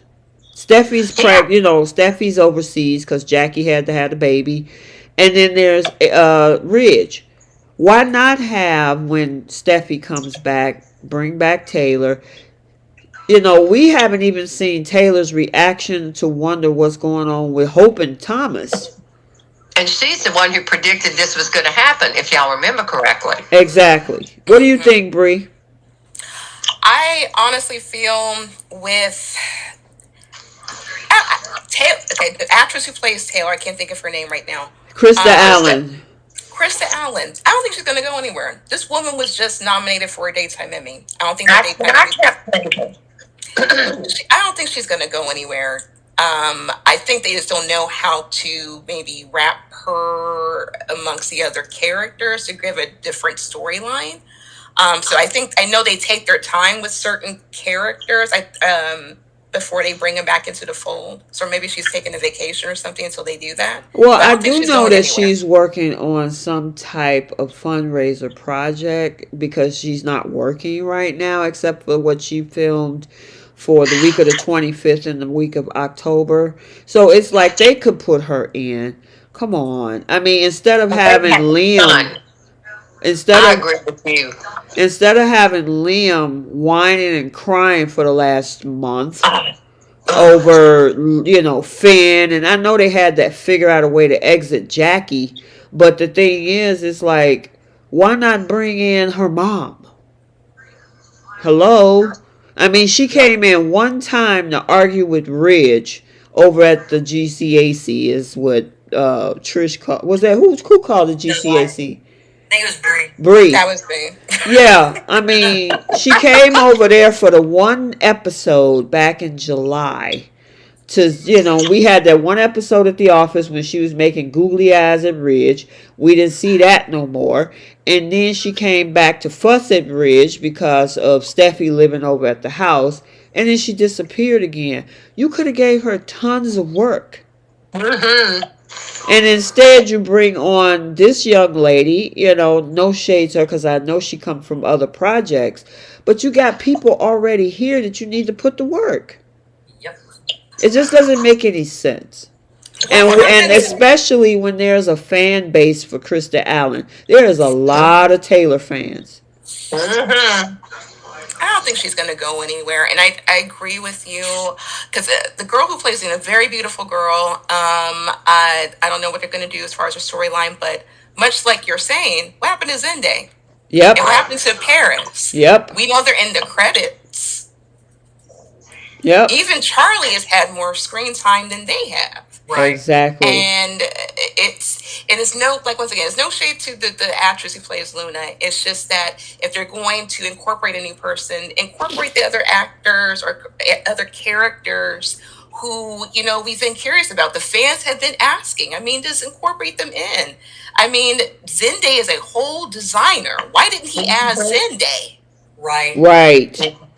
Exactly. Yeah, why didn't he use Zende? I mean, that's this whole thing that I'm talking about with RJ. I mean, to me, he would have been the least person that I would have thought Eric would have picked. Thomas, who has a huge line and is actually bringing in the money for the company right now. I mean, Thomas, and all of a sudden, I don't know if y'all saw this or if y'all remember it, but there was this one it was one episode where all he talked about was having his grandson RJ. It was like he's Brooke's son, so he's the special one. He's the one. And it just made me sick. I thought, well, what is Thomas? Chopped liver? I mean, where is Zende? What did he do? Yeah, it's just crazy to me. And I honestly believe that eventually somewhere down the line with RJ designing, they're going to pit him against his brother. Well, that's coming. And who knows, Brooke is probably going to suggest RJ do Hope for the Future to kick Thomas off, to keep him away from her daughter. Oh, she was happy about that this whole week. She's like, oh, you're designing? Yay! Right. Yeah, and it was the whole, Ridge and Brooke and RJ. They're the, this is the, and that's why I keep saying they have to have Taylor back because she adds some balance to all of this. This just all looks so weird. Wait a minute. So great. Monique Abrams said that Eric was calling RJ the anointed one? Yeah. Oh, that's what I'm telling y'all. It just blew me away when I thought, wait a minute. What is Thomas? Chopped liver? Wow, that's crazy. I must have missed that one. When did he say that? On Monday or Tuesday? It was so totally obvious the way they did this. I mean, he's the almighty Brooks' son, and he is going to carry on the legacy. And I kept thinking and they spent a whole 10 minutes on this. And I was like, well, what is Thomas? I mean, once again, we're going to discount Thomas. He's going to be a big nothing, but he's the one bringing in all the money. Oh my God, that is so crazy to me. I mean, and the other thing is, did y'all hear Ridge say today, talking about how well his line is going to be because Brooke inspires him? Oh, that just blew me away. I'm like, what has Brooke got to do with you designing? Yeah, it's like, oh my gosh. Keep in mind, a pine cone hit this man's head to make all of his life decisions. So Then the keyhole. he let a pine pole and a keyhole make his entire life decision. So he got 2 acorns in his head. This makes perfect sense to me that she would be inspiration. It just totally blew me away. I was thinking to myself, y'all, I mean, with all the gorgeous models, with the exotic faces, and we've seen them. They're on the show, and they're beautiful. I mean, don't you think they would kind of be an inspiration next to Frumpy Brooke? I mean, Brooke with the things hanging down her face and all. I'm like, in the short dress, and I'm thinking, you got to be kidding me. That is not what I would call inspiration. Well, the other thing is he turned around, and this is not at Brooke, but the other part where Ridge was saying that all of the dresses around there look like it's at a garage sale. I'm like, I know. Did you believe and did you see those designs? They were gorgeous. Some of them were really. That thing with the skirt in the back of it was beautiful. Yeah, I think he was just hating. But I just don't like how they flipped the storyline for RJ because, I mean, granted, the guy that plays RJ did say at the fan event back at the beginning of August that he had a huge storyline coming up, and obviously this is it, including the girl coming on, Luna. But he went from not having anything to do, just being in his brother and sister's business and relationships to, oh wow, I'm going to design now, and I'm good at it too. Yeah, it just comes out of the blue, boy. Look how great I am. And I'm like, what? What do y'all think about the way they flipped the storyline? What do you think, Trish? To me, I'm not invested. I don't care about Luna. Oh, wow. The whole first time she was on the show, bless that actress, nothing personal, but the character, not invested in her, couldn't care less. I got no stock in this game, and if it winds up that Sheila's involved with this particular new character, I will not have nice things to say. Gotcha. Wow. All right, what you got, Bree? Oh gosh. Hold on. What? Me? Who? No, not me. Okay. Okay.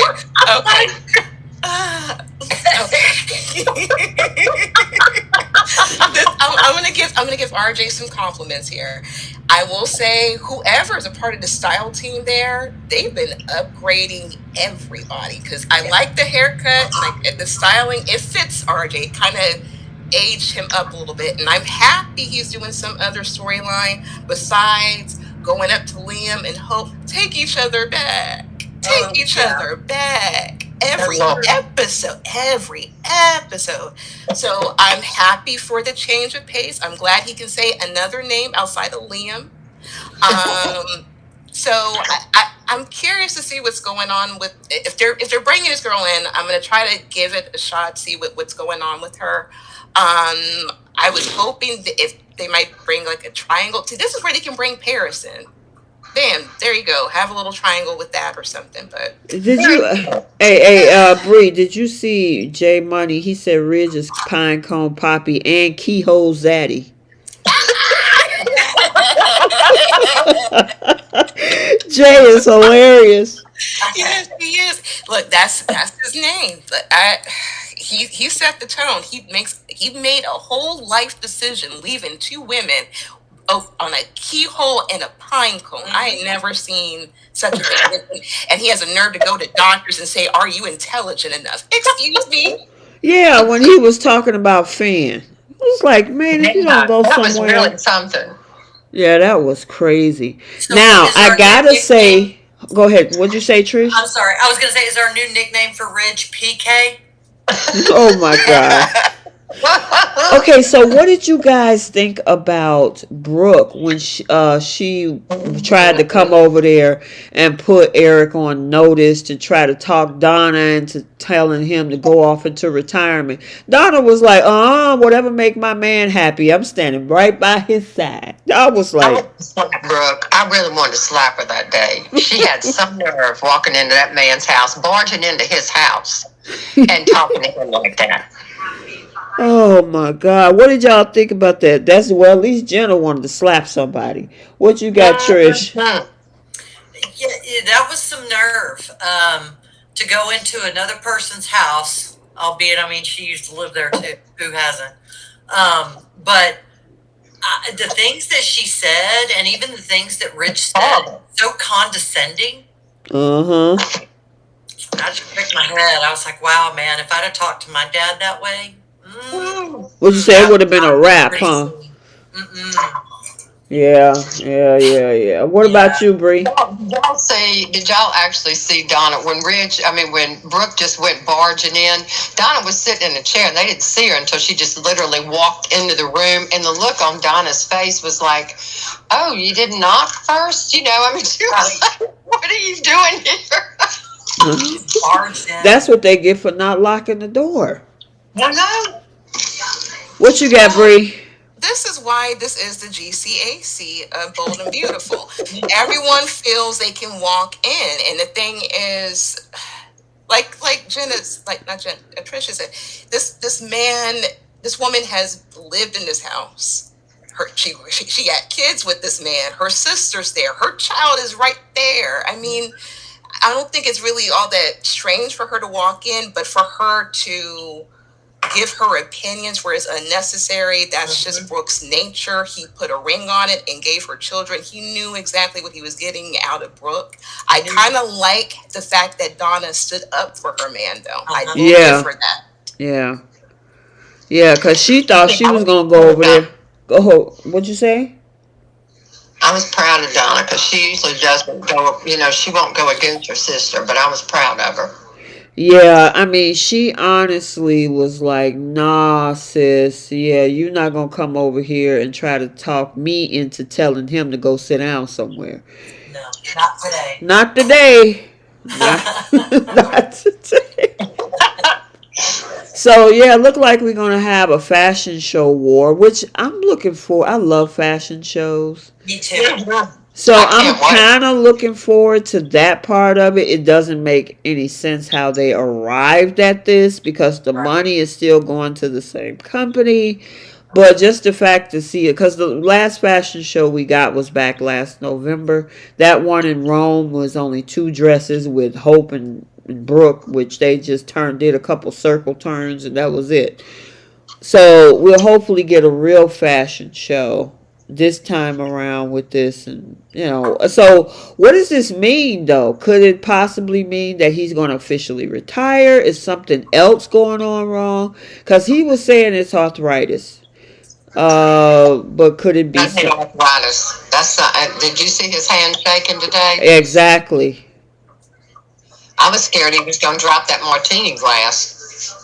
Oh, no, when he was holding the actual martini glass to drink it, it was perfectly still. When he went to make the new martinis, his hand was shaking. Mm-hmm. I'm like, come on, man. Yeah, so do y'all think it's something like another illness or? I hope not, but it would if John McCook wanted to exit, this would kind of be.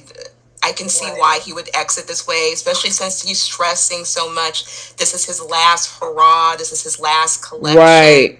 I think he knows that there's something down the line that, he won't be able to continue his work. I think that's why he's so emotional about this, because he built this company and he's probably feel like he's going to be grieving another loss if he can't draw. Yep. Maybe I'm hoping it's not going to be like where we lose the character like we did Stephanie. A lot of us try to recover from that. Right. But I don't know. We'll see. I think there might be some illness, but hopefully not too major. Maybe they'll send him off to the ashram like they did Tucker for a while or something. Do y'all think that maybe this is just going to be, I mean, like, since it's his last hurrah, he doesn't want to tell Ridge that he's not well because he's afraid Ridge will stop him. But I'm just wondering, are they going to, like, maybe semi-retire him or retire him, or what do you think's going to happen? That's a good question. It's carpal tunnel. Yeah, maybe it's something minor. I hope it's nothing like because some people in the comment section is saying Parkinson's. Yeah. So I mean, There could be like nerve conditions and stuff like that too. Well, what happened to Nikki's MS? Well, MS flares, so it comes. There's there's flare ups and then you're okay. Well, she's had some flare ups, but it wasn't MS.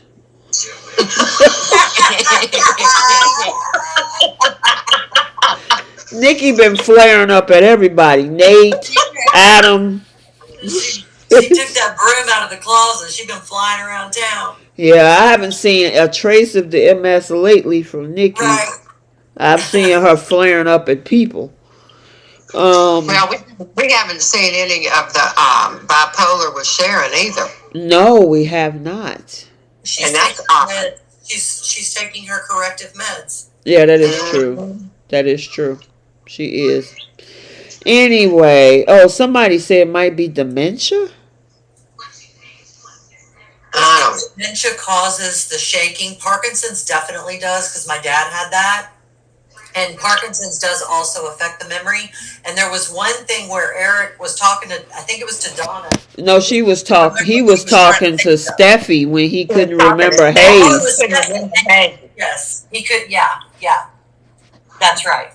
Yep, he couldn't remember Hayes' name or whatever. So, all right, y'all ready to dive into this other side of the cake? Well, we know Thomas did. The filling in there. Listen, that was the highlight of the week yesterday and today. Yes, indeed. Man, that hashtag dope was trending not only on Twitter or now X, but it also was trending on TikTok too. Wow. And they realized after seeing what happened the week of July 10th, they was like, oh yeah, we got to bring this back. Because people were asking for it. Now, here's the thing. Either you love them or you don't. I don't see anybody in between. Because there's some folks that just absolutely can't stand them together. Yeah. And then there's the rest of us that's like, oh my God, this is the hottest thing ever. Yeah, I can't believe there's people out there that don't like them together. I mean, they are literally bringing the energy and the steam to this show. Without them, this show is dull. I think the problem is because of his history. And, and it's like, okay, but Victor has done so many things and people still sniff up under him. So, I'll even take it closer to home because I was binge watching seasons 21 and 22 of Bold and the Beautiful. Brooke's son. Yeah, Rick. I was just going to say that. Thank you. He caused nothing but destruction for Brooke and Ridge. Are you talking about Rick? Rick would make Thomas look like a choir boy. Exactly. Rick has done far worse than Thomas. Well, Logan's get a pass, Bree. Bingo. But here's the thing, and a lot of people say like it's disgusting to see Hope and Thomas. Steffi lost her virginity to Rick. Yep. She sure did. I actually got the clip of that too. Yep, she sure did. I thought Ridge was going to kill him. I'm telling you. And the fights between him and Ridge and how he tried to kill Ridge. I mean, okay, hey, Jenna. What? Unalive. Oh, God. Oh, I forgot. Oh, yeah. Sorry, didn't say that. Never did. Just forget it. Nope. I didn't know. Listen, when it comes to Hope, she locked that door. She turned around, dropped that dress, and looked at him like, what you gonna do? No, that was the come hither look. I know.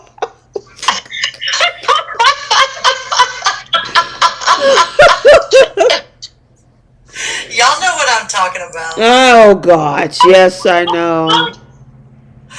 You talking about Sat hope? down on his lap. Y'all remember when she got him to the couch and she just sat down on his Wait. lap? Can we get through day one first?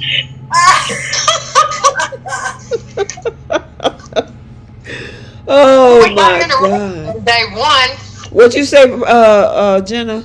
Got interrupted on day one. That was the pits. I mean, I was all ready and waiting, and everything was getting ready to happen, and all of a sudden, CNN just cut in.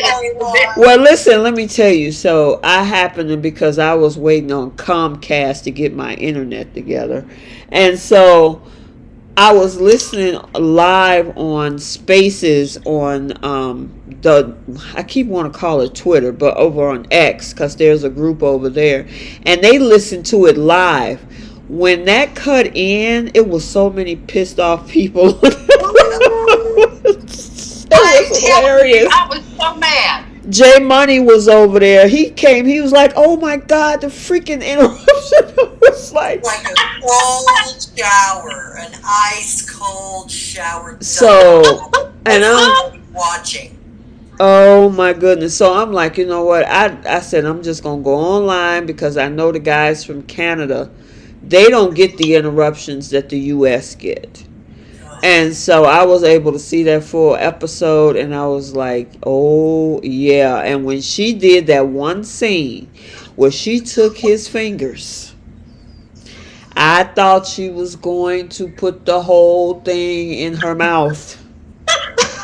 I'm gonna have to go online and find that and watch. Go to my Trish, go to my Instagram. I got it posted. Okay. Yep.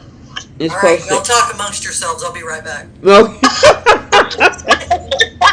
Hey Trish, it's under day one because I got the day one and the day two clip in there.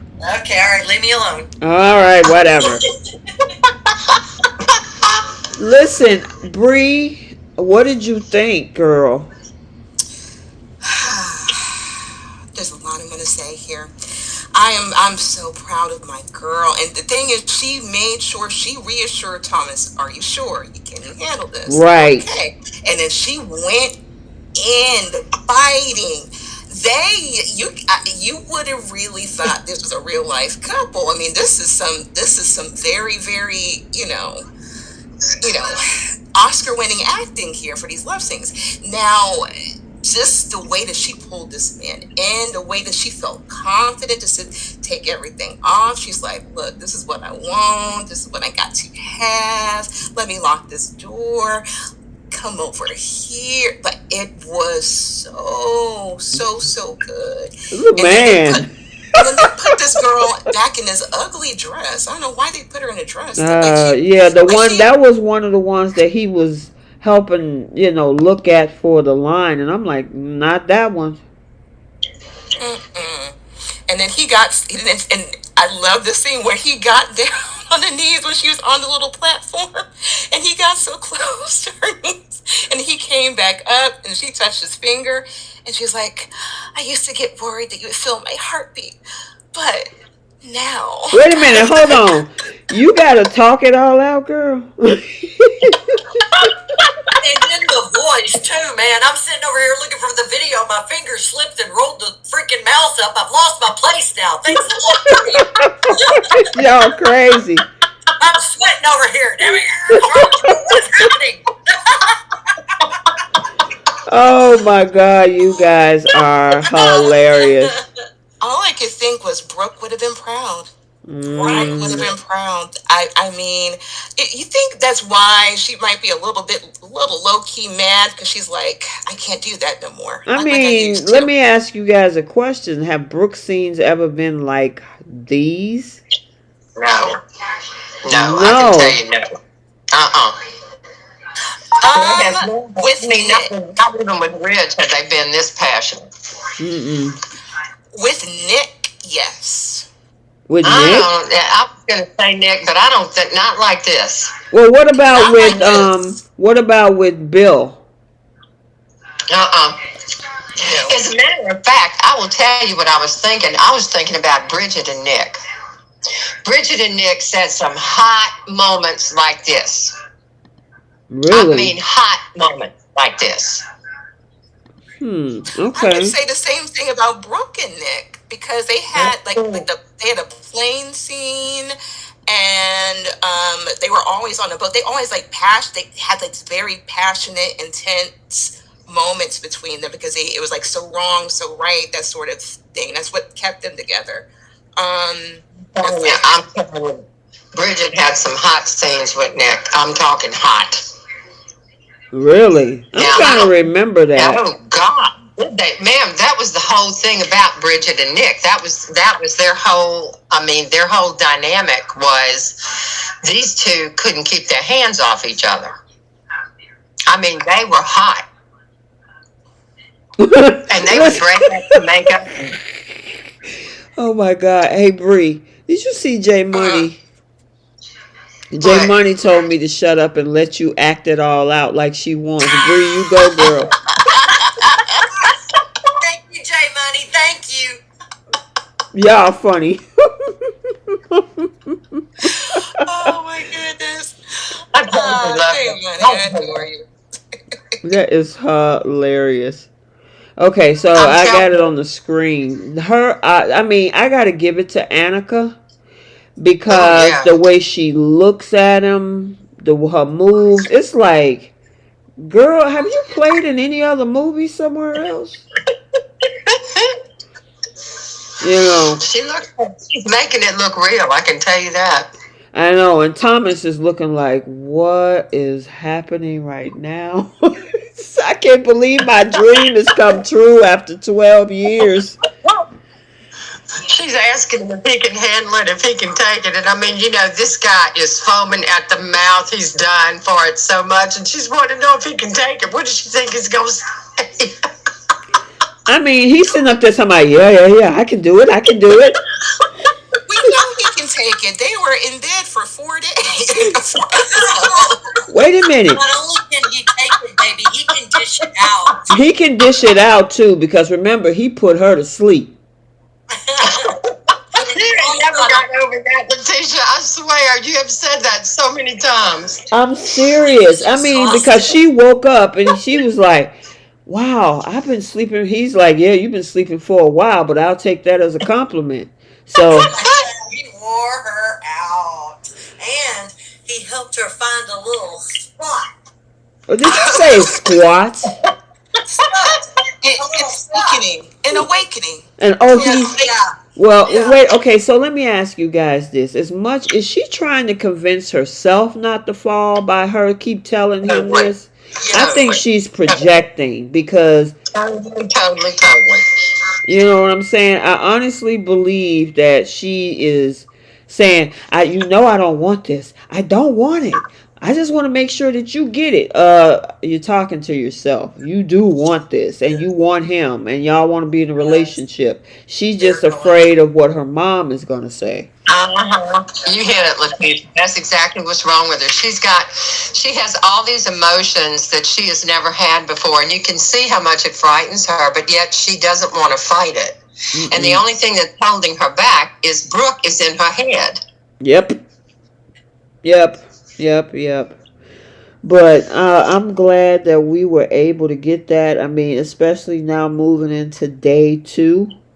I mean, he threw her on that desk. Bree, are you still there? Of course I'm still here. You back there quiet, girl. He threw her on the waiting desk. for you to act it out, Bree. He threw her on the desk.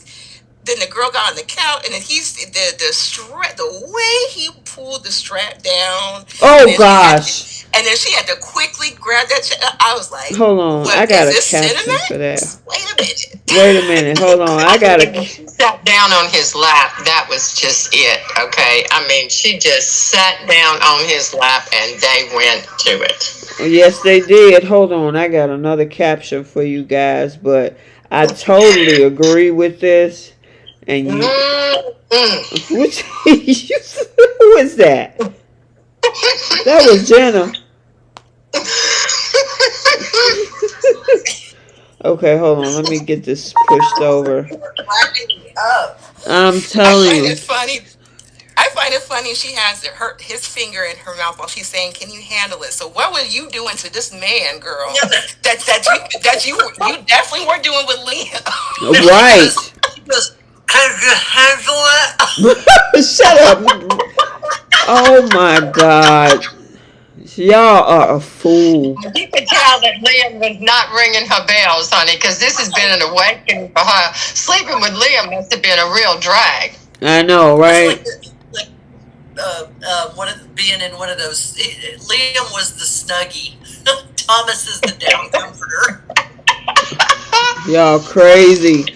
Okay, so did you see that caption right there? Look, she got tired. She got tired of that station wagon because every time we seen her and Liam, they were always on the couch, and she would always hop up. He would go to the kitchen, make a sandwich or something. She'd go run to her mama crying.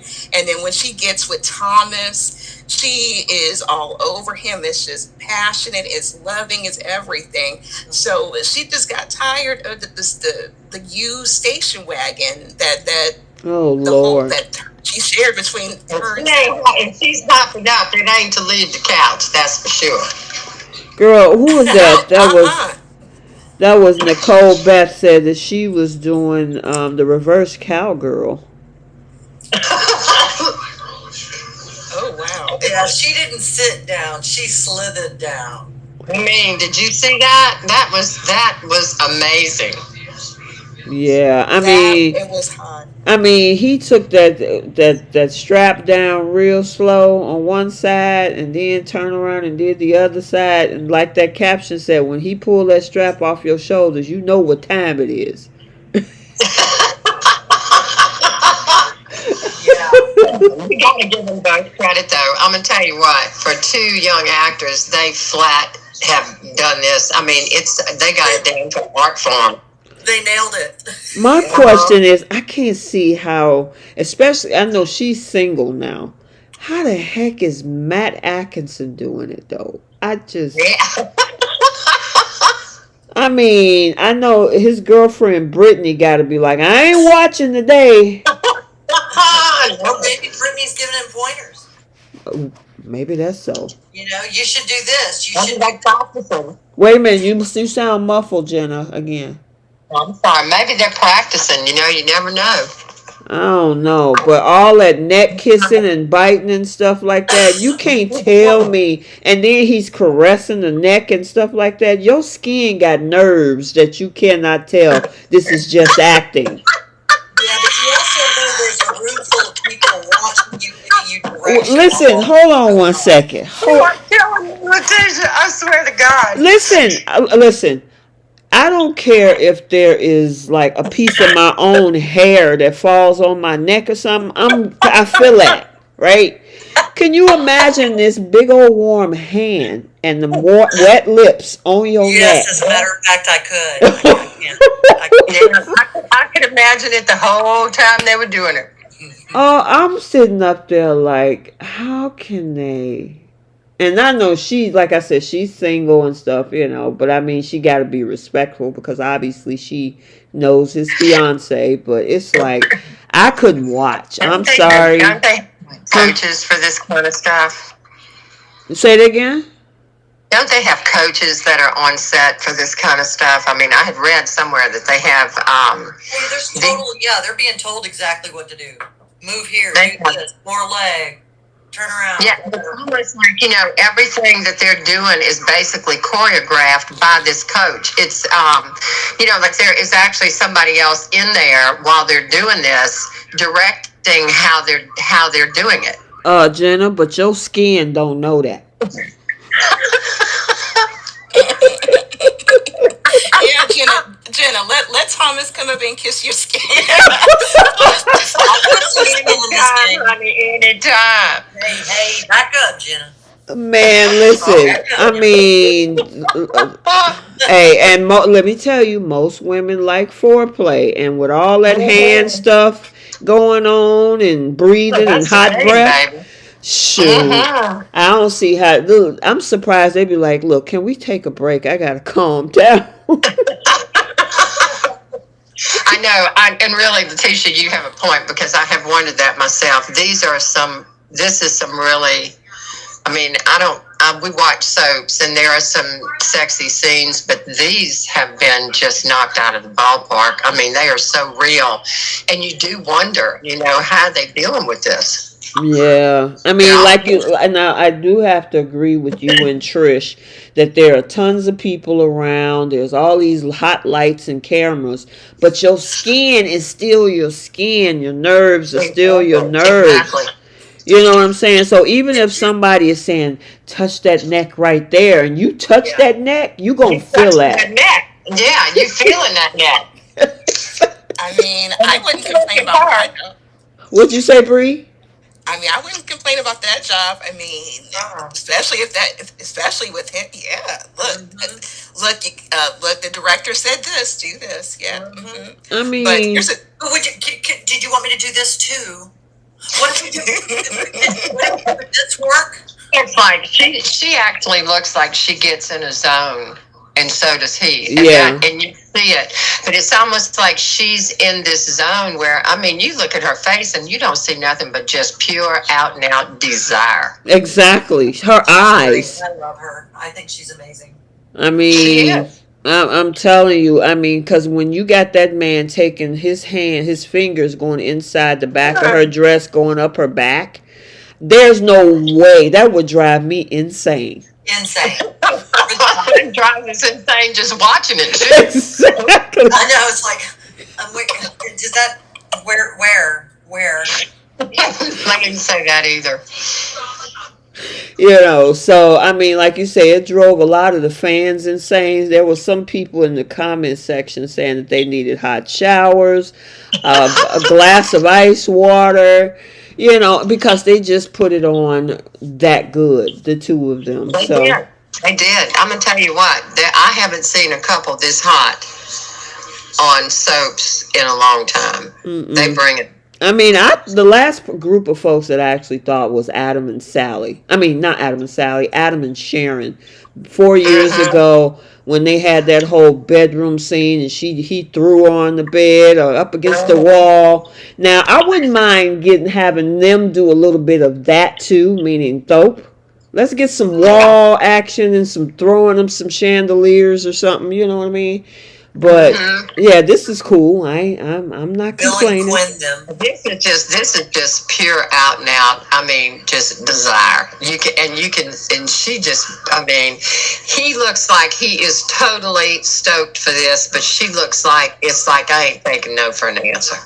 Right, and then like Trish said, Bill and Quinn, they tore that room apart.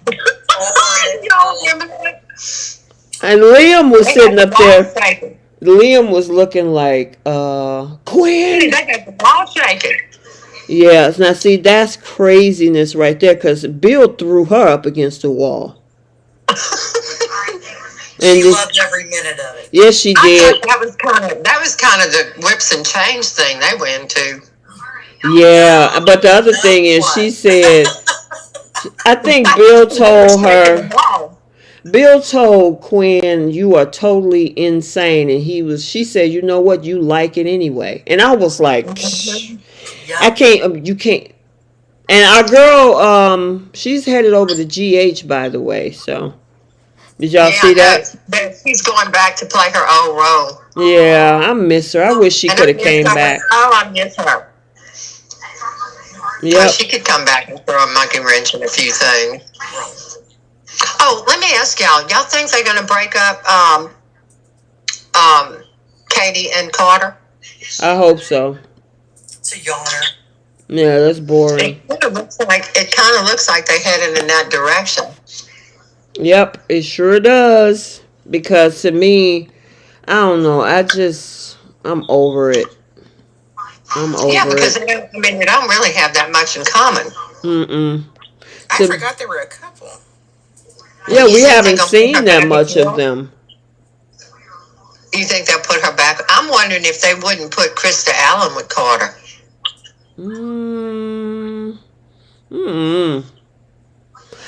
kind of wanted to see her with Deacon, but Deacon is still hanging around Sheila.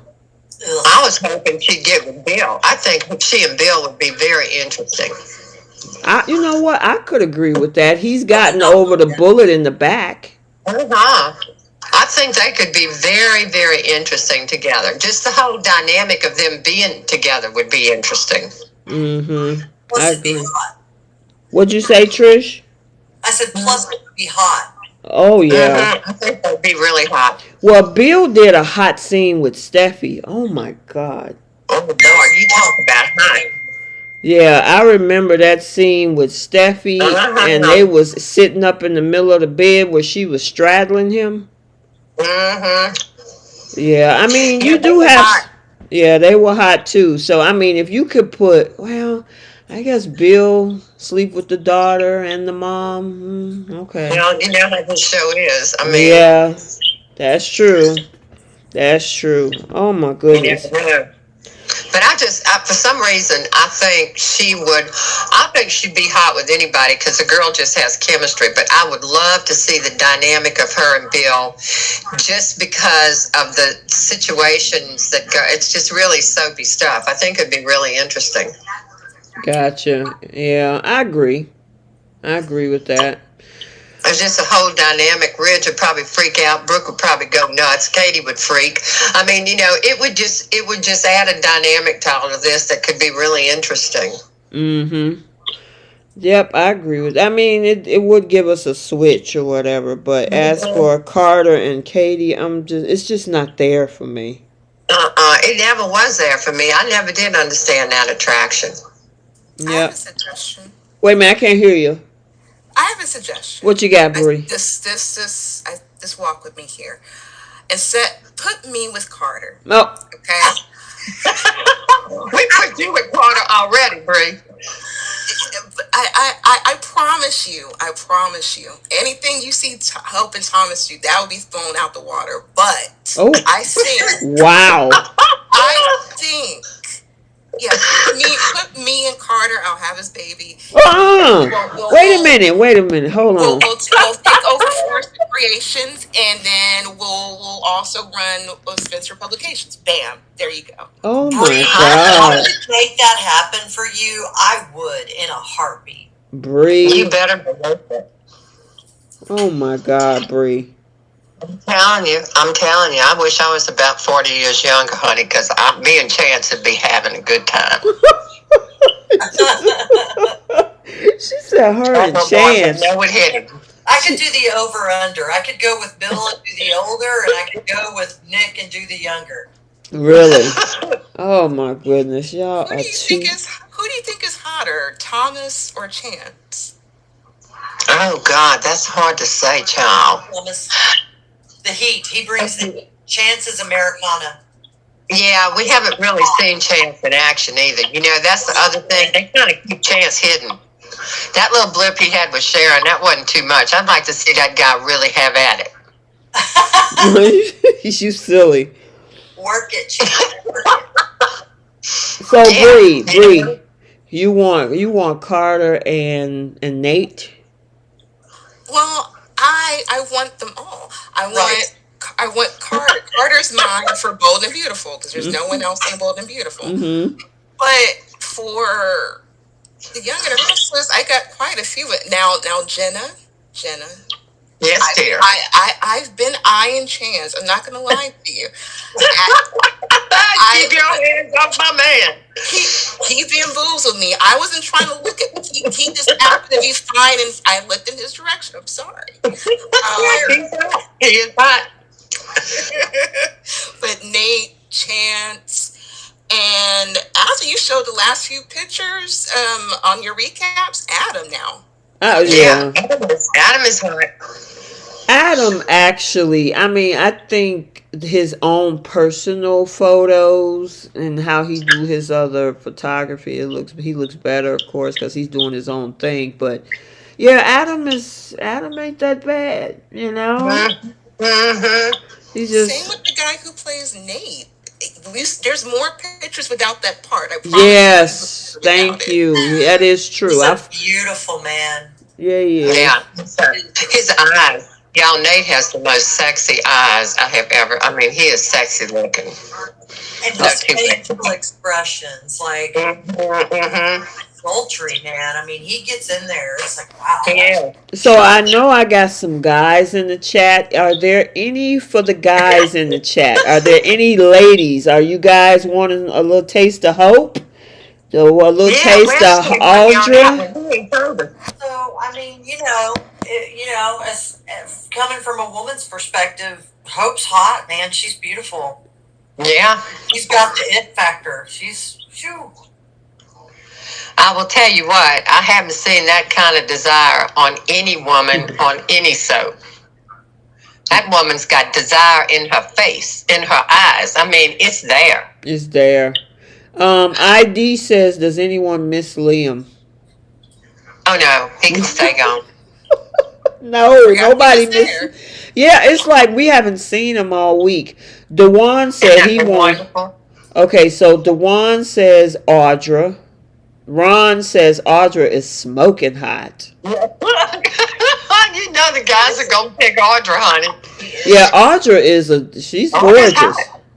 Yeah, she is. And she's got that swagger when she leaves the room. And, there's not a lot of women who want to be full filmed from behind your entire height of your body. And, man, when they are, like, watching her today walk through that turnstile door, I mean, dang, she's got a walk. That lady is hot. yeah, Audra, well, Zalika Silver, she even takes really, really sultry photos for her Instagram. Like, she does a lot of modeling. The girl is gorgeous. Yeah, she is. She is stunning. Now, ID says that her husband says Steffi all the way. I'm a Steffi is very sexy when she's got those scenes with Finn. I'm listening. I'm looking at J Money's comment, but go ahead. Did you see what he said? I'm gonna get him here. What did he say? We can't say that on the air, J Money. Oh, crud. Okay. J Money. I do not have the mileage of a used car. I cannot compete with World Tour. She's at least 3 decades in the game. I can't compete with that. Well, I mean, the thing is that she's very shapely. So yeah, that's what he's meaning, Trish. She has a little junk in her trunk. Yeah, we have been blessed with no Liam. Thank gosh. Oh, that has been such a godsend, hadn't it? I mean, just not to hear him say Thomas all day long. Okay, Now, I'm going to say something a lot of people may not like. But okay. And I'll tell you why I feel this way. I can't wait for Liam to come back on screen. Why? Because the things that I want him to experience need to be seen, where he is left with no woman. He goes into a spiral and loses his job from his own dad's company. Like, I want Liam crumpled up in the middle of the floor of whatever house he happens to be schlepping in because he's not at the cabin anymore. I want viewers to be able to see Liam be the one on his knees the way he left Steffi on her knees on that front deck. You know what I want, Trish? I have to say I agree. Trish, I want them. You remember how Steffi caught Liam having Hope up against the wall in the dressing room number 6? I want Liam to walk in on Hope and Thomas. Love it. Love it. Man, you need to bring that boy to his knees and get him to crying. To his knees. That to me would be just total poetic justice. I would love it. Girl, that would be like me having a sundae, having a what they call it, a turtle caramel sundae with nuts from Culver's.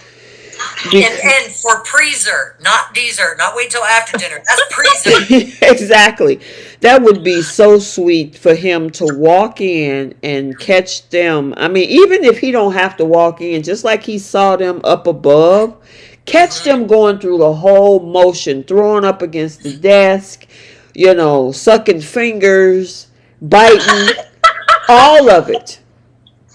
And just let Liam, I want him to stand there and let me see the tears run down his face. Oh man, that would just be so good. Trish, I agree with you.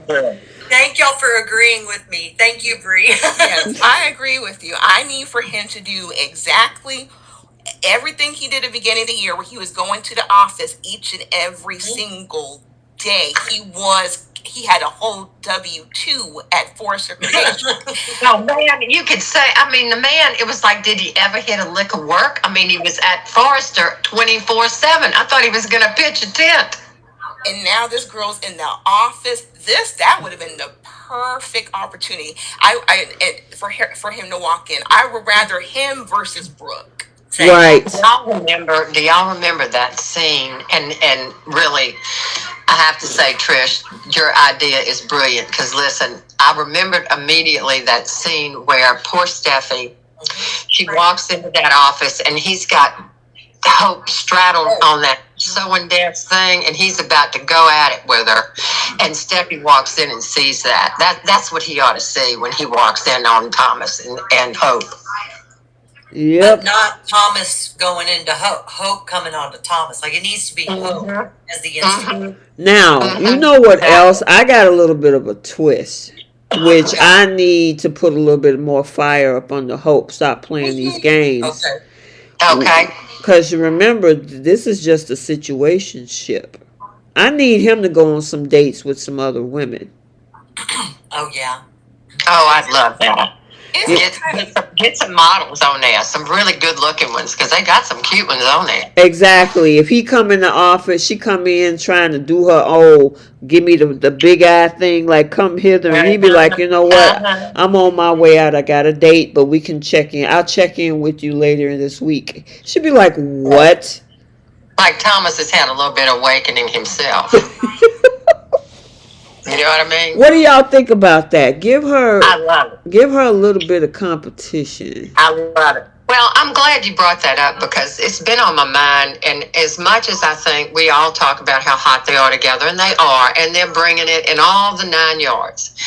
But there's just that little something that keeps nagging at me every time she's, it's like he's not a tool. You know what I mean? And does she have to always bring up the fact that this is just sex? I don't want anything else.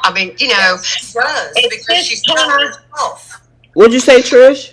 She does have to keep saying that because she's telling herself. Exactly. Yeah. I'm just tired of, it's just like, give this guy some credit here. He is mad crazy in love with you, and you just keep like, well, you got to understand, I'm not in love with you. I just want your body, It's not like he's her sexual doormat or anything. And I don't want to see Thomas turned into that over this. They're going to have to do something here. And Letitia, I think your idea would be great there. Because it might, like jar her into reality. Yeah, I agree with that. But I got to mention somebody in the comments section, ID, because she's listening and so is her husband. And so she said that how does she put it? He's over there cracking up. He said he can't believe the women are talking like this. Welcome to the ladies club. Welcome to the Friday night chat. What'd you say, Bree? Huh? I thought you said something. I'm sorry. I think that was Jenna. Welcome. I told him, welcome to our hen party. Now, Bree, what do you think about bringing another woman into the mix to kind of shake up Hope? Why just one? We can't even get Thomas a regular girlfriend. RJ got a whole storyline, a girlfriend, and everything now. This man, Thomas, been waiting for 12 years. And the thing is, they keep stressing the fact that she's the only girl for him, that he only looks at her. And it would kind of, shake it up and kind of steer away from, what he's been preaching about if they brought another girl in. I don't see that happening. I do see her battling her feelings between him and her feelings her mom has for him. Yes. I got you. I still say I think he has had an awakening as much as she has, and it would fit right into it if she. I mean, if he starts feeling like he's a tool and he decides he's going to date a few models, I'd love to see that happen. Yeah, because then if she comes in there talking about, well, I thought maybe we had something going on, and he'd be like, well, wait a minute.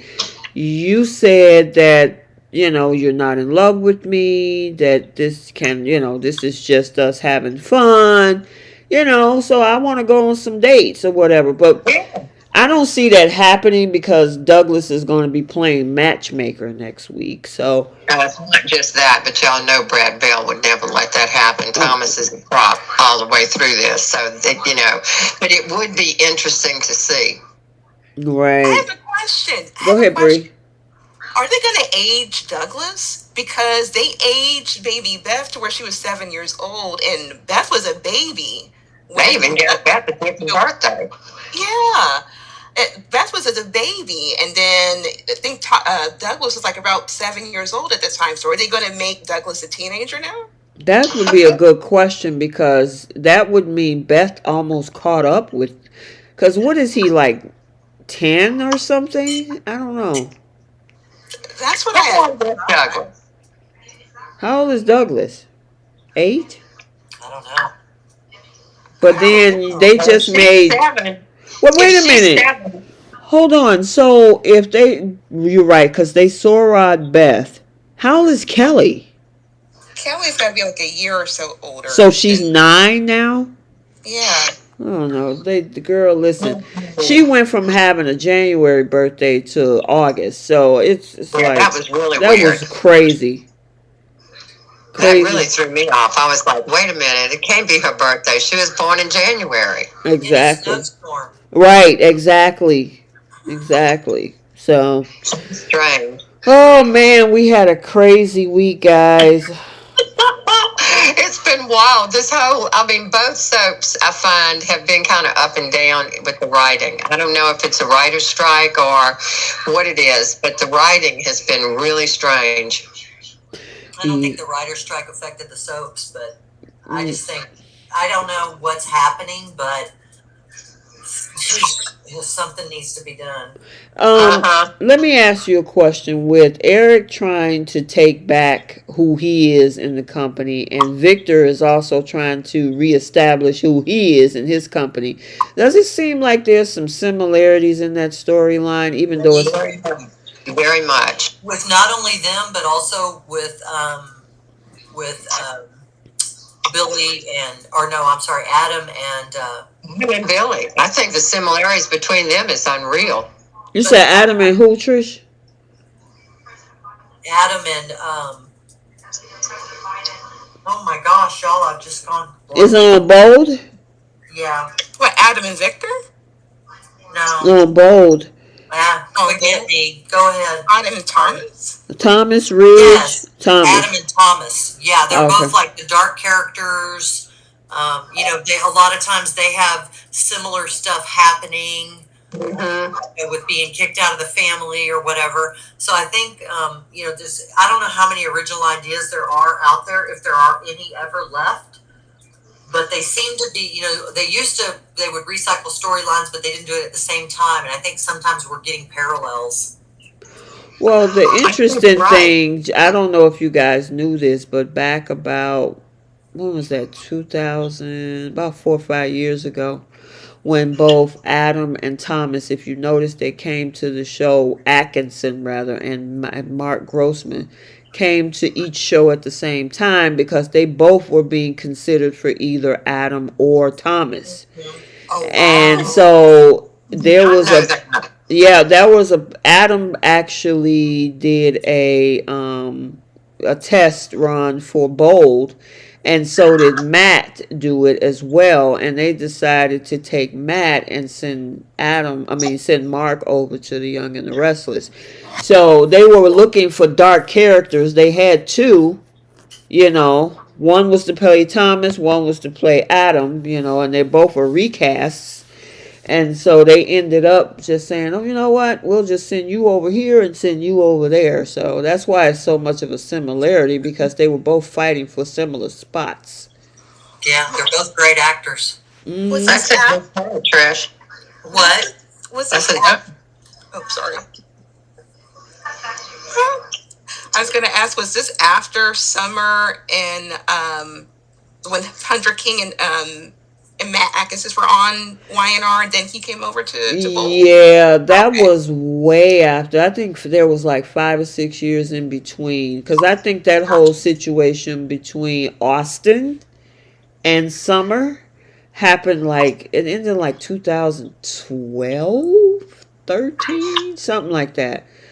And then, Matt left the show and we didn't see him for a while. And then he popped back up in 20, was it 19? Yes, 19, 18, something like that. Yep. And then Adam popped in around the fall of 2019. So, fall of 2018. So, yep. Yep. So, yeah, we had a crazy week. I had a crazy week with these mattresses and moving and my sinuses and everything else is going on. But everything seemed to be stabilizing itself, knocking on wood. And so, yeah, we back to everything. We still got to do, wait a minute, ID is enjoying the channel. Well, I'm glad he is. Good. I'm glad he is. Both of you guys come back every week. Make sure you subscribe, so you can check out this. We do this every Friday night unless there's something that comes up. We weren't on last Friday because there was so much going on. Bree and Jenna are guest hosts, and then myself and Trish and Keisha, who's out of town, is our regularly scheduled hosts of the podcast. So, but yeah, hit that like button. But we're not done yet. We got to do our flip the script segment and who's taking some seats. Now, for those folks in the comment section who aren't familiar with those segments, if there's a particular scene or a storyline that you wish you could change, that's where you flip the script. And then taking several seats. Somebody just absolutely got on your nerves, did something stupid, just was like, why are you here? You want them to go take a seat. That's what that segment is about. Okay, so we're going to start with Young and the Restless. Trish, you can go first for your flip the script for the Young and the Restless. So my flip the script for YNR would be that Ashley and Tucker did not have this bizarre falling out after leading us to, down this yellow brick road into Oz. We've gone from Oz to Never Neverland, and we didn't know how we got here. So I would really just prefer for them to be, planning their company and doing their thing and coming back and being funny and engaging. I really like that side of the character. I mean, I guess, are we lacking dark characters? I guess. I mean, I don't know why they would do this, but they're doing it, so here we go. But that's what I would want to flip. Okay. What you got, Bree? I think for me, I actually would like for when Victor came to visit Adam, I would have liked for him to just tell his dad off versus beg for a job or beg to climb up to the top. I would rather for him to cuss him out and then go and cuss his other siblings out, to be honest. Okay. What you got, Jenna? Mine would have been Nick and Adam. When Nick starts taking off after Adam, I would have preferred if Adam would have really tore into Nick, because I've not seen him do that, and I think it's time Adam shows it down with Nick, and he had the opportunity to do it, and instead he agreed with Nick. I would have flipped that script completely. Okay. And I've had enough of you. You got a problem, go deal with it. I'm sick of you taking it out on me. I mean, I'm just tired of this Nick always beating up on Adam and Adam letting him do it. Yeah, I agree with you on that. Now I'm going to take mine a little bit of fun, kind of risky side. When Sharon told chance that she was leaving and Summer was still there, I would have had Summer slid a note into Chance's pocket saying, "Hey, once you leave from the airport, meet me back at the GCAC." Yep. Girl. Stir the pot. Yeah, stir the pot a little bit. He probably looking like, "Oh, okay." Didn't know this was an option. Yeah, that would have been a good one. Yeah, slip a note in his pocket. He'd be like, "What's this? Meet me in room 305 at the GCAC. And bring your handcuffs and your police badge with no shirt." Thank you, sir. May I have another? And put on your dark glasses and say, "Hey, do you need my help, ma'am? Oh, I'm here to be arrested." Oh, but officer. Officer, please. Breeze in character. Oh my. Go for Bree. Officer, but it wasn't me. You cannot.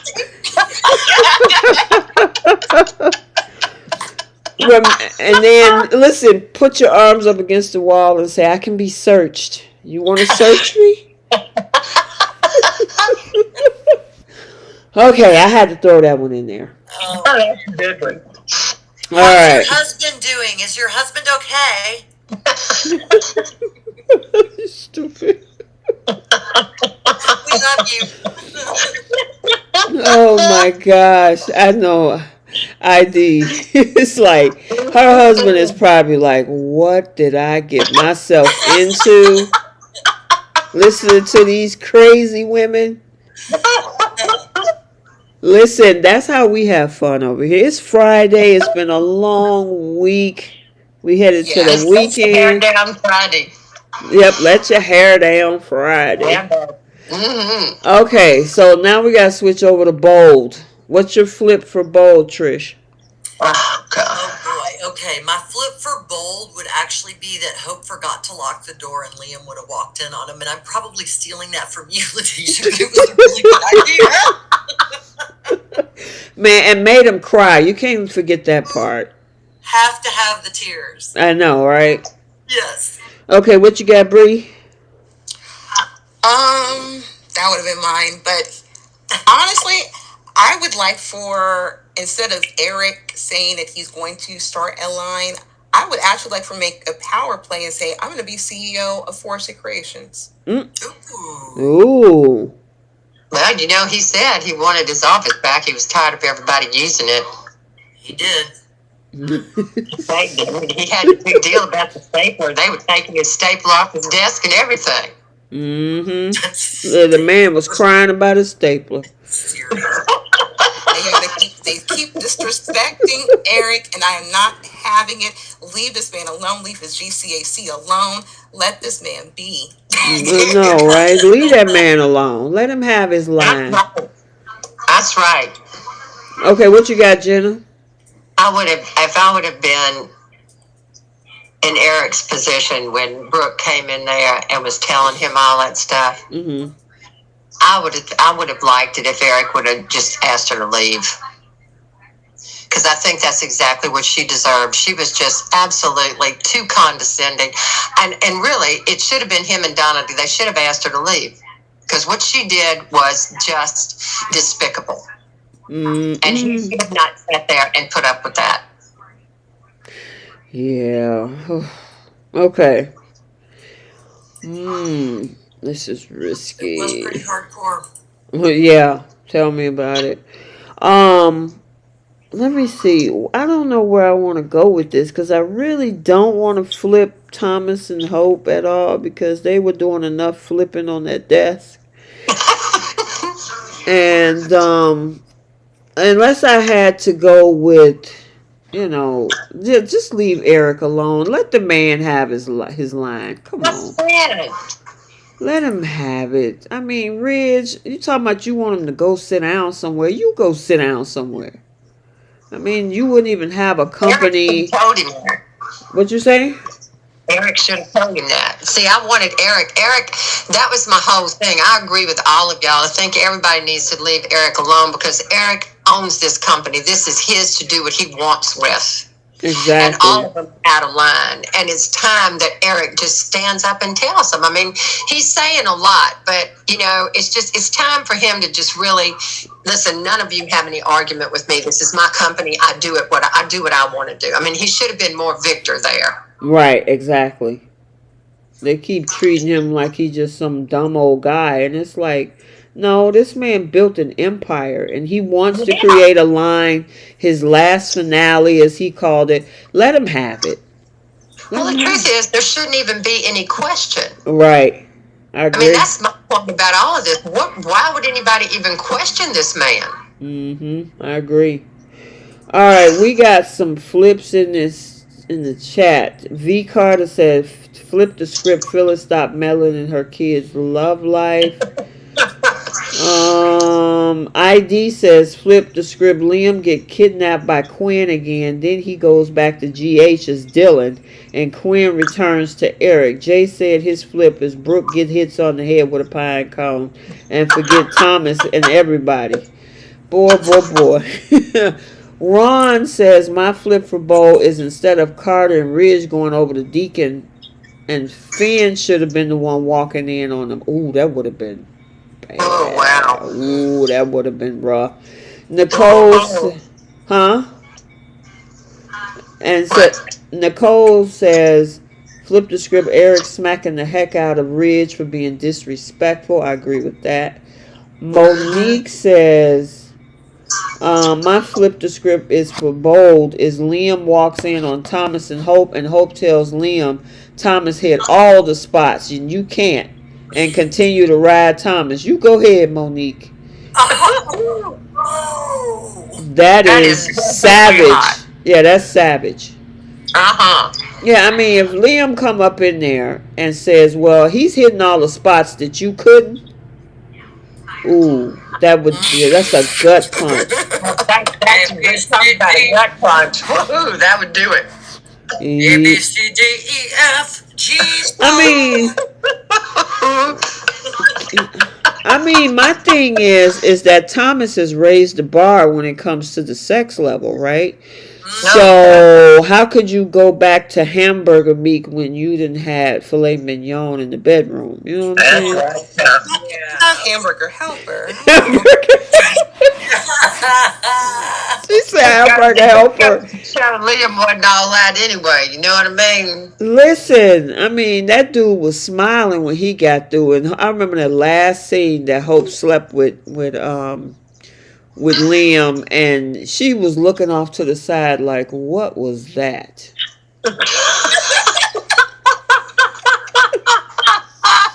Yeah. She was, you remember that face? Thomas all week long. Right, she was fantasized. She hadn't even slept with Thomas yet. Honey, she had it so bad it wasn't even like Liam was in that room. I know, and Liam was like, wow, my wife was friskier than usual. What's going on? I'm like, you need to thank your boy Thomas for that one, Liam. And the thing is, Liam can never compare. Thomas and Hope put in time and a half. They put in a whole work shift from morning to night.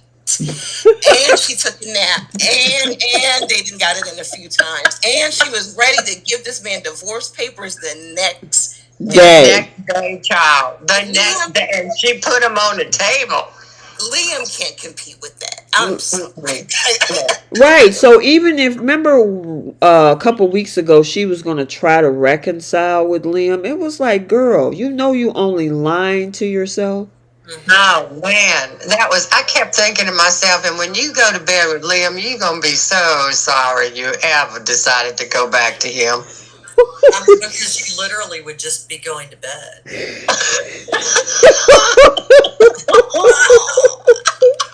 You know what I'm saying? And the one thing I keep going back to, which is why it's so good that they had it go this far, and why I do know that when Hope says, I don't love you, that she's not talking to Thomas, she's talking to herself because she's trying to talk to him out of it, is whenever after she kissed him at the Coliseum and they were walking through town, she took his hand. Yes, she did. And that was beyond intimate. Mm-hmm. Man, listen, Trish, they were hand in hand, walking down the street as if they were in a couple relationship. It was a perfect fit. The sex, all the hot stuff is the hot stuff, but that moment of intimacy, that to me is really what just nailed it. They were on each other's same radar, and you could just see it. They were floating through town. Oh yeah. Her mom is watching too. Mom said flip the script. Hope says that she loves Thomas and they asked Brooke to be maid of honor. Oh God.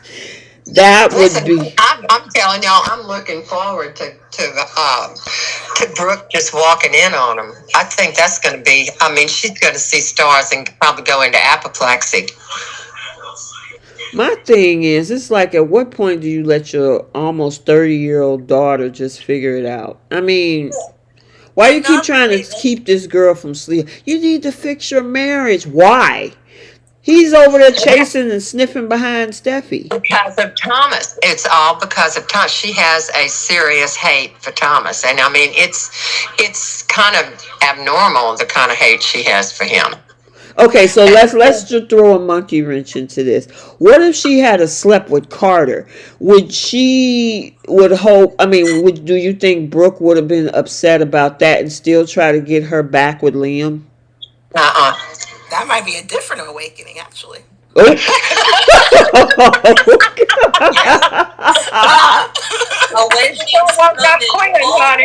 Of delivery, right? Wait a minute. What did you say?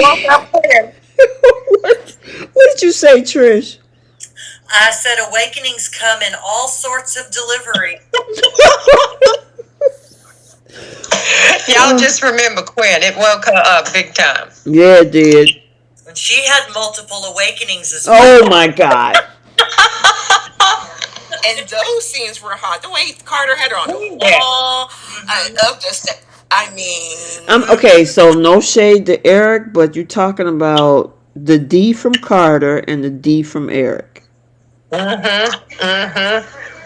Yeah. So, yeah. Donna obviously loves it, so. I don't know what's Donna. Something's wrong with Donna. I've been saying that a long time. Something is not right with Donna. What you say, Trish? So I guess I do know a lot of women who are in relationships with older men and they are completely and totally in love. And I will say, I've been told that, they do a lot of the work and that work pays off really well. I know, but okay with it. I get it, but okay. So, all right. So they put in work. Okay, so say Eric put in work. He put in manual labor. He put in oral labor. Wait a minute. So Eric puts in manual labor. He puts in oral labor. He puts in all the labor. But then you got Carter who comes in and just lay pipe. Just drills down. There's something I want to say so bad, but I can't. It involves dentures. But I'm just. It involves what? You're making me lose my breath. I'm laughing so hard. Bree, what does it involve? Dentures, and I was she said dentures. She said dentures. Wait a minute! Don't go there.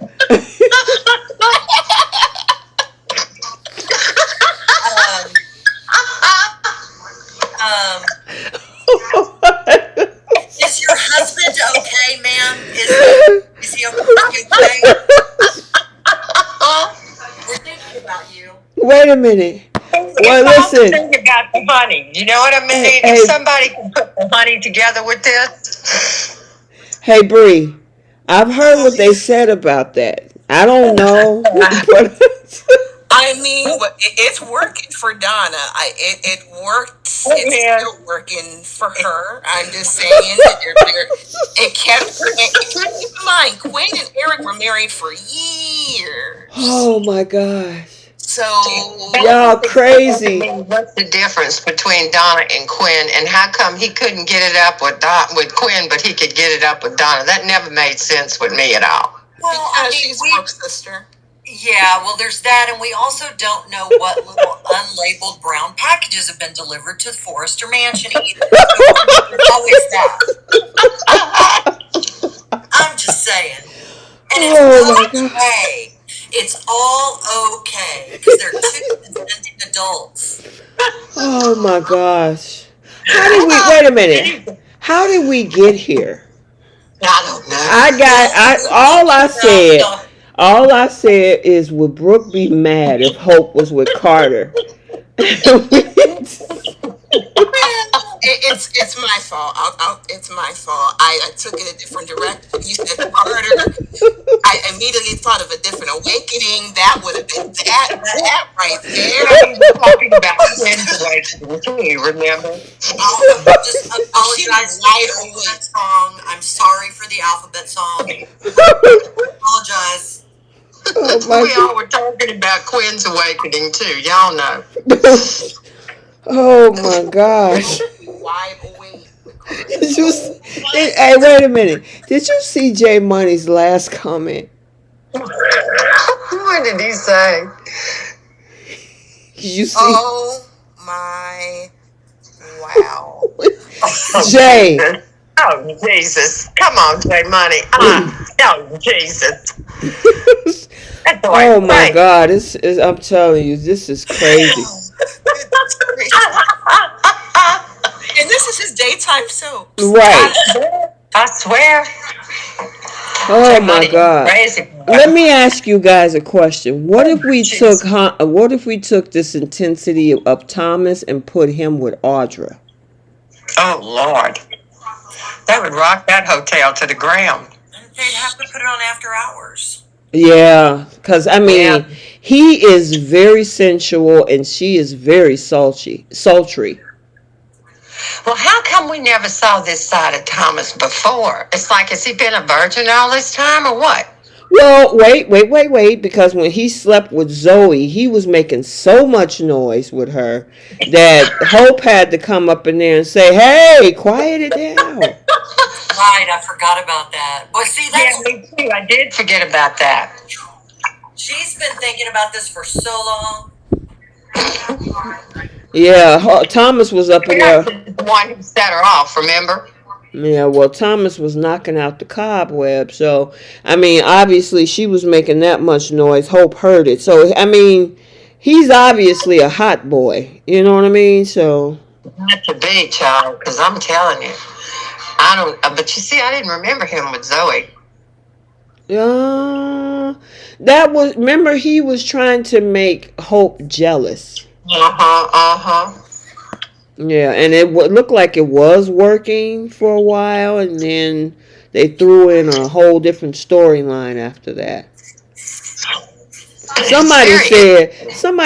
Ron said Audra would chew Thomas up and spit him out. I don't know about that one. I think she kind of made her match with that one. Really? You think? Well, I don't think he's as knucklehead as Kyle. No, Kyle.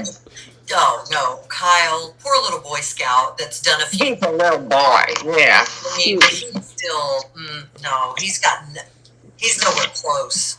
You know what? Okay, then let's try this one. Audra and Bill Spencer. Oh, Lord have mercy. I love that. That would be hot. I love that. She would. Oh my! If they brought that girl over to B&B, I could definitely see Honey. Yeah, especially because he's older and he's rich too, and she's an opportunist, so she would be chomping off at the bit to get to him. And not just Bill. She'll go after Reg too, because she'll get in where she fit, and she'll be like, "Oh, I'm a designer too, guys." I could see that interaction between Brooke and be like, "I will not allow this." Right. Yeah, Brooke would always tell me what she won't allow. Girl, please. Like, Audra, you're trying to seduce my husband. I will not allow this. Who does something like this? Hmm. Ew, that's who. Listen, Tina Jenkins in the chat said if Audra visited Bold, Hope would stop saying no strings attached. Because Audra might just move to LA and steal Thomas from Hope. That would be fun. Having like a triangle with somebody like Audra. Oh, shoot. Hope would have to be like, okay, I got to figure this out. Shoot, that's the difference between playing checkers and three-dimensional chess. Exactly. Exactly. Okay, so we got to do our who's taking some seats this week. So who you got taking seats for Young and the Restless, Jenna? Daniel. Daniel? Okay. I think Daniel, and I think Victoria. And this week I think I want Tucker to take a seat too. Okay. And what you got, Bree? Who's taking a seat? I feel Red Roof Inn and Nikki should take a seat. Red Roof Inn? I'm sorry, Audra should take a seat, and Nikki should take a seat as Oh well. my gosh. Especially Nikki, especially the way she talked down to Adam this week. I Hmm. was just very disgusted. And go ahead and throw Nick in there too, because Nick and Sharon. I was so the fact that Victor just handed her that company was like, you know what, you're not going to do anything with it. Go ahead and take it. And then she hired Nick, just a bunch of idiots. You hired to get another temp to do your job, but okay, put all four of them in a seat. I got you. What you got, Trish? Sounds good. Yeah, I definitely think Nick needs to take a seat for what he said to Sally. And I also think that, I never like it when people mess with their parents' relationships, because I think that the children need to let the adults adult. So I am hopeful that I'm not going to put Lucy in a seat, but I'm going to give her a warning to let the adults adult. And then I am actually, you're going to be surprised at this one, but the way that Heather's running off, trying to go back to Portugal, running away again. Heather needs to take a seat. She needs to hang around. So, Gotcha. I'm gonna give Esther a seat. It's like you just had to throw a shot at Adam. Leave him alone. He did nothing to you. I mean, granted, yeah, we do know about the Delia situation, but she didn't have to throw the shade. So I'm gonna give Esther a seat, and y'all already got Victoria covered. Yep. All right, who y'all got taking seats on Bold?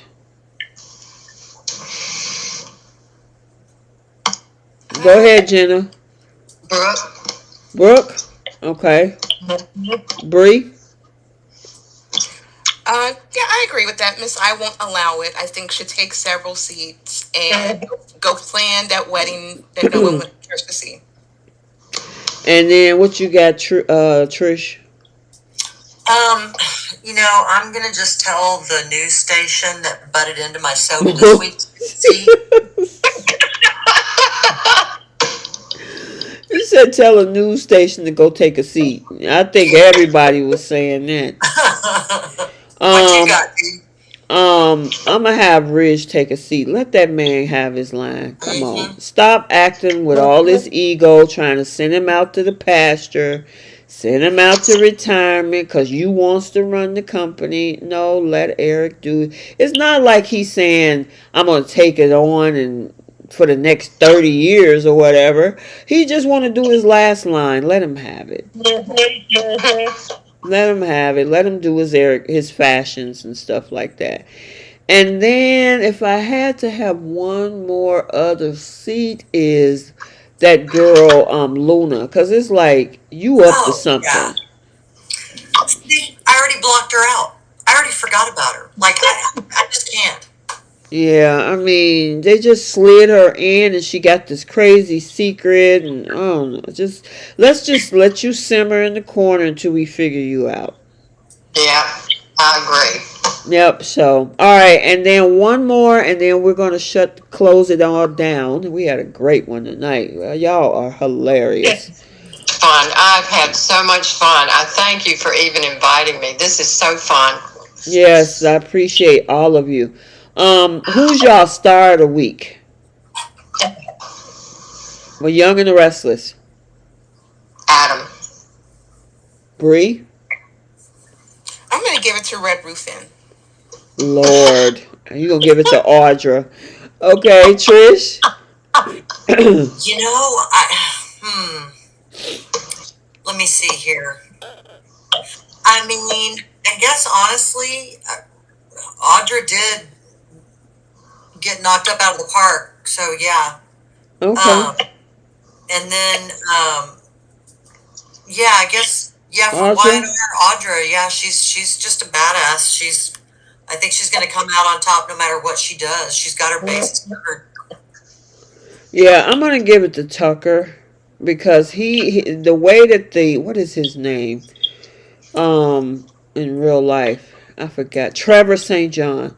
Mm-hmm. That guy can switch off into funny Tucker, to quiet sad Tucker, to mean loud. I mean, he's good at what he does. Yep. He is. I have to agree with you there. He really is. Yeah, I mean, he can switch off into so many different phases. It's like, which Tucker are we getting now? Mm-hmm. Are we getting Dr. Jeff, Mr. Hyde, I mean, he can really, he definitely can bring it. And he switches it. I mean, it's like the three faces of Eve, you know, it just comes across his face. Exactly. He knows how to work that whole, if he's mad, he knows how to work it. When he gets to yelling and screaming, he goes there. When he's the funny Tucker that's sitting at the bar like, I'm just here to listen for my name, you know, that's funny too. You know, he just plays all parts. So I think he's pretty cool. All right, who y'all got for bold? Oh boy, this is not going to be hard. No. Tina Jenkins said, hope to continue to take a seat on top of Thomas. They can take a seat on the couch. They can take a seat on the bed. They can take a seat on the footstool. They can take a seat on the desk. Just take a seat, take a seat, take a seat, and keep standing up and taking a seat again. Exactly. Okay, so who you got for your star of the week on bold? Jenna. I think Hope for sure. Okay. Bree? I'm going to do something different. We haven't talked about him, but I'm going to give Land of O'Lakes Liam the star of the week because we haven't seen him. Oh my God. He is far away from where we don't have to mention this man's name, so I'm going to give him the star for that this week. Oh my God, you are too funny. You say, I'm going to give you a star. I'm going to give you a gold star because you didn't even show up this week. There you go. Exactly. All right, and Trish? Oh my gosh. Hope and Thomas. What'd you say, hands down, huh? Mm-hmm. I'm gonna give it to Eric because I know for some of you guys he was over dramatic. But the fact that, you know, he's trying to play out this role and he's shaking his hand and, you know, I think John McCook is doing pretty well with this one. Oh yeah. I love that. Yep. Yeah, I think it was too. Yep. So, all right, you guys, we had a good one. We actually took this 3 hours today, but it flew by. It flew by. We had so much fun. I know it's almost. Who's on the East Coast on here? I am. I'm in Florida. Okay, you're in Florida. So, yeah, it's almost 11 o'clock down there. Mm-hmm. It's Florida. I usually don't go to sleep until like 2 a.m. So I'm good. Dang. Girl, you're a night owl. Oh, my goodness. So, I don't know if you guys have noticed, I've been adding other little fun videos, like Who Most Likely To. Did you guys like that video? If you saw it? Yes. Wait a minute, I didn't hear you. You kind of I didn't hear it because y'all said at the same time. Did you like him? Yes. Okay. Okay. That's where I fell in love with that picture of Adam. I was like, oh. Yeah. I was like, oh, That's a good this one. Adam? Yeah. Yeah, I'm gonna continue to start doing more things like that. To kind of, because I know I do the recaps, we do the live chats, we do the spoilers, but just some funny stuff like that, like who's most likely to. And I did the dirty edition of that, which made it a lot more funnier. Who most likely is to get involved in a threesome? Who's most likely to sleep with their ex? A lot of the stuff played out in the storylines in the past anyway. So it was kind of easy to put some of it together, but some of them, it was just speculation. So, but yeah, so I'll start adding, especially since I'm an empty nester now. I got a lot of Oh time my in my hands. goodness. Oh my goodness. But you know what? I'm always on the phone. He called me earlier, said, "Mom, I'm trying to find some butter. Um, is $6 too much to pay for some unsalted butter for Land of Lakes?" And I'm like, okay. Yeah, so he still calls. Both of them, they both call. My daughter was like, "Mom, I'm going to the grocery store," and I'm like, so even though they're away, they still call. So, which is Yeah, a but good that's thing. good though. Yeah, that's a good thing though. That's a good thing. And he's settling in well. The job is going well. He's happy with it. He thought he was going to have to be in the office 5 days a week, but come to find out he's hybrid. So he only works Yay! one day in the office and the other 4 days he works from home. So he's excited about that. So, Wow, that's fantastic. yep. So, that gives me a lot of creative time, which I enjoy doing outside of the fact that I do have a man, so I do have to have my hangout time with him, get my Hope and Thomas on. That was heck yeah, you do. So, anywho, enough of the personal stuff. But yeah, so I was just wondering if you guys like to do that. Like to listen to those videos and stuff like that. So I'm gonna keep doing that. Yeah. Okay, cool. I'm still working on the hottest scenes of daytime. I'm just trying to collect them all because some of them go back a few years and trying to pull those clips I have. There's one website that I can pull old stuff from. So, with everything that was going on this early past the year, graduation and all this stuff, it kind of slowed up some things. So now I should be able to kind of hunker down on that video because I want to get that one out. I've been talking about that one for the last 2 months. So That's going to be a good one when it's done. yeah, that's only if I don't get flagged by YouTube. Oh. So I'm gonna have to do some editing to still have where it's enjoyable, but at the same time, YouTube be like, that's limited because you got a little bit too much freaky deaky stuff going on in this video. So Yeah. all right, you guys. So I will have the full spoilers out this week, and stay tuned for that. And then the recaps. The hot early spoilers are out. So, I think okay, on Bold, we got Douglas playing Cupid. Brooke is gonna catch Hope and Thomas, and Lee is trying to she's back trying to get have Finn get rid of Sheila. But somebody is saying that there's some rumors going around that Sheila and Deacon is about to get engaged. Oh, no. What was that? Oh, no way. Yeah. So I don't know if that's true or not. Yeah, I don't know if that's true or not, but I guess we'll see. Why would you do that? I mean, Hope will have a conniption, but I mean, she can't say too much, I guess, right? All I can say is, ew. Yeah, who said ew? I think we're going to be breaking up. Yeah, I don't know. And then on Young and the Restless, what did I put out? Phyllis and Tucker working together. Sally and Adam go on a dinner date and they kiss this week. And What was the other one? Oh, Victor tells Victoria that she can leave if she don't want to be here. So, Oh, yep.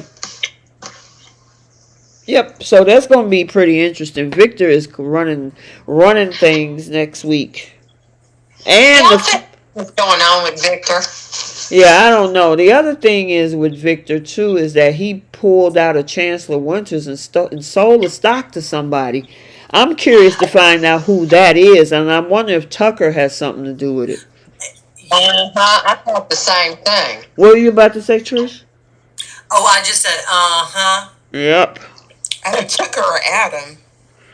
Yeah, that would be Oh, interesting. Bree. Hey, that's brilliant. Oh my, I didn't even think about Adam. Fantastic, wouldn't it? Tucker Yes. or Adam, or they could both be working together. I'd be happy with that. I could totally watch that. Could you imagine and them battling with Jill? Oh my God, that would be so good. I just think that would be something to watch. That would be good soapy stuff. Yeah, it would be. Yes, it would be. Melissa said that the spoiler said Deacon and Sheila freak out when Hope show up next week. Oh. Okay. So I'm gonna have to that's gonna be interesting. Ooh. Yeah.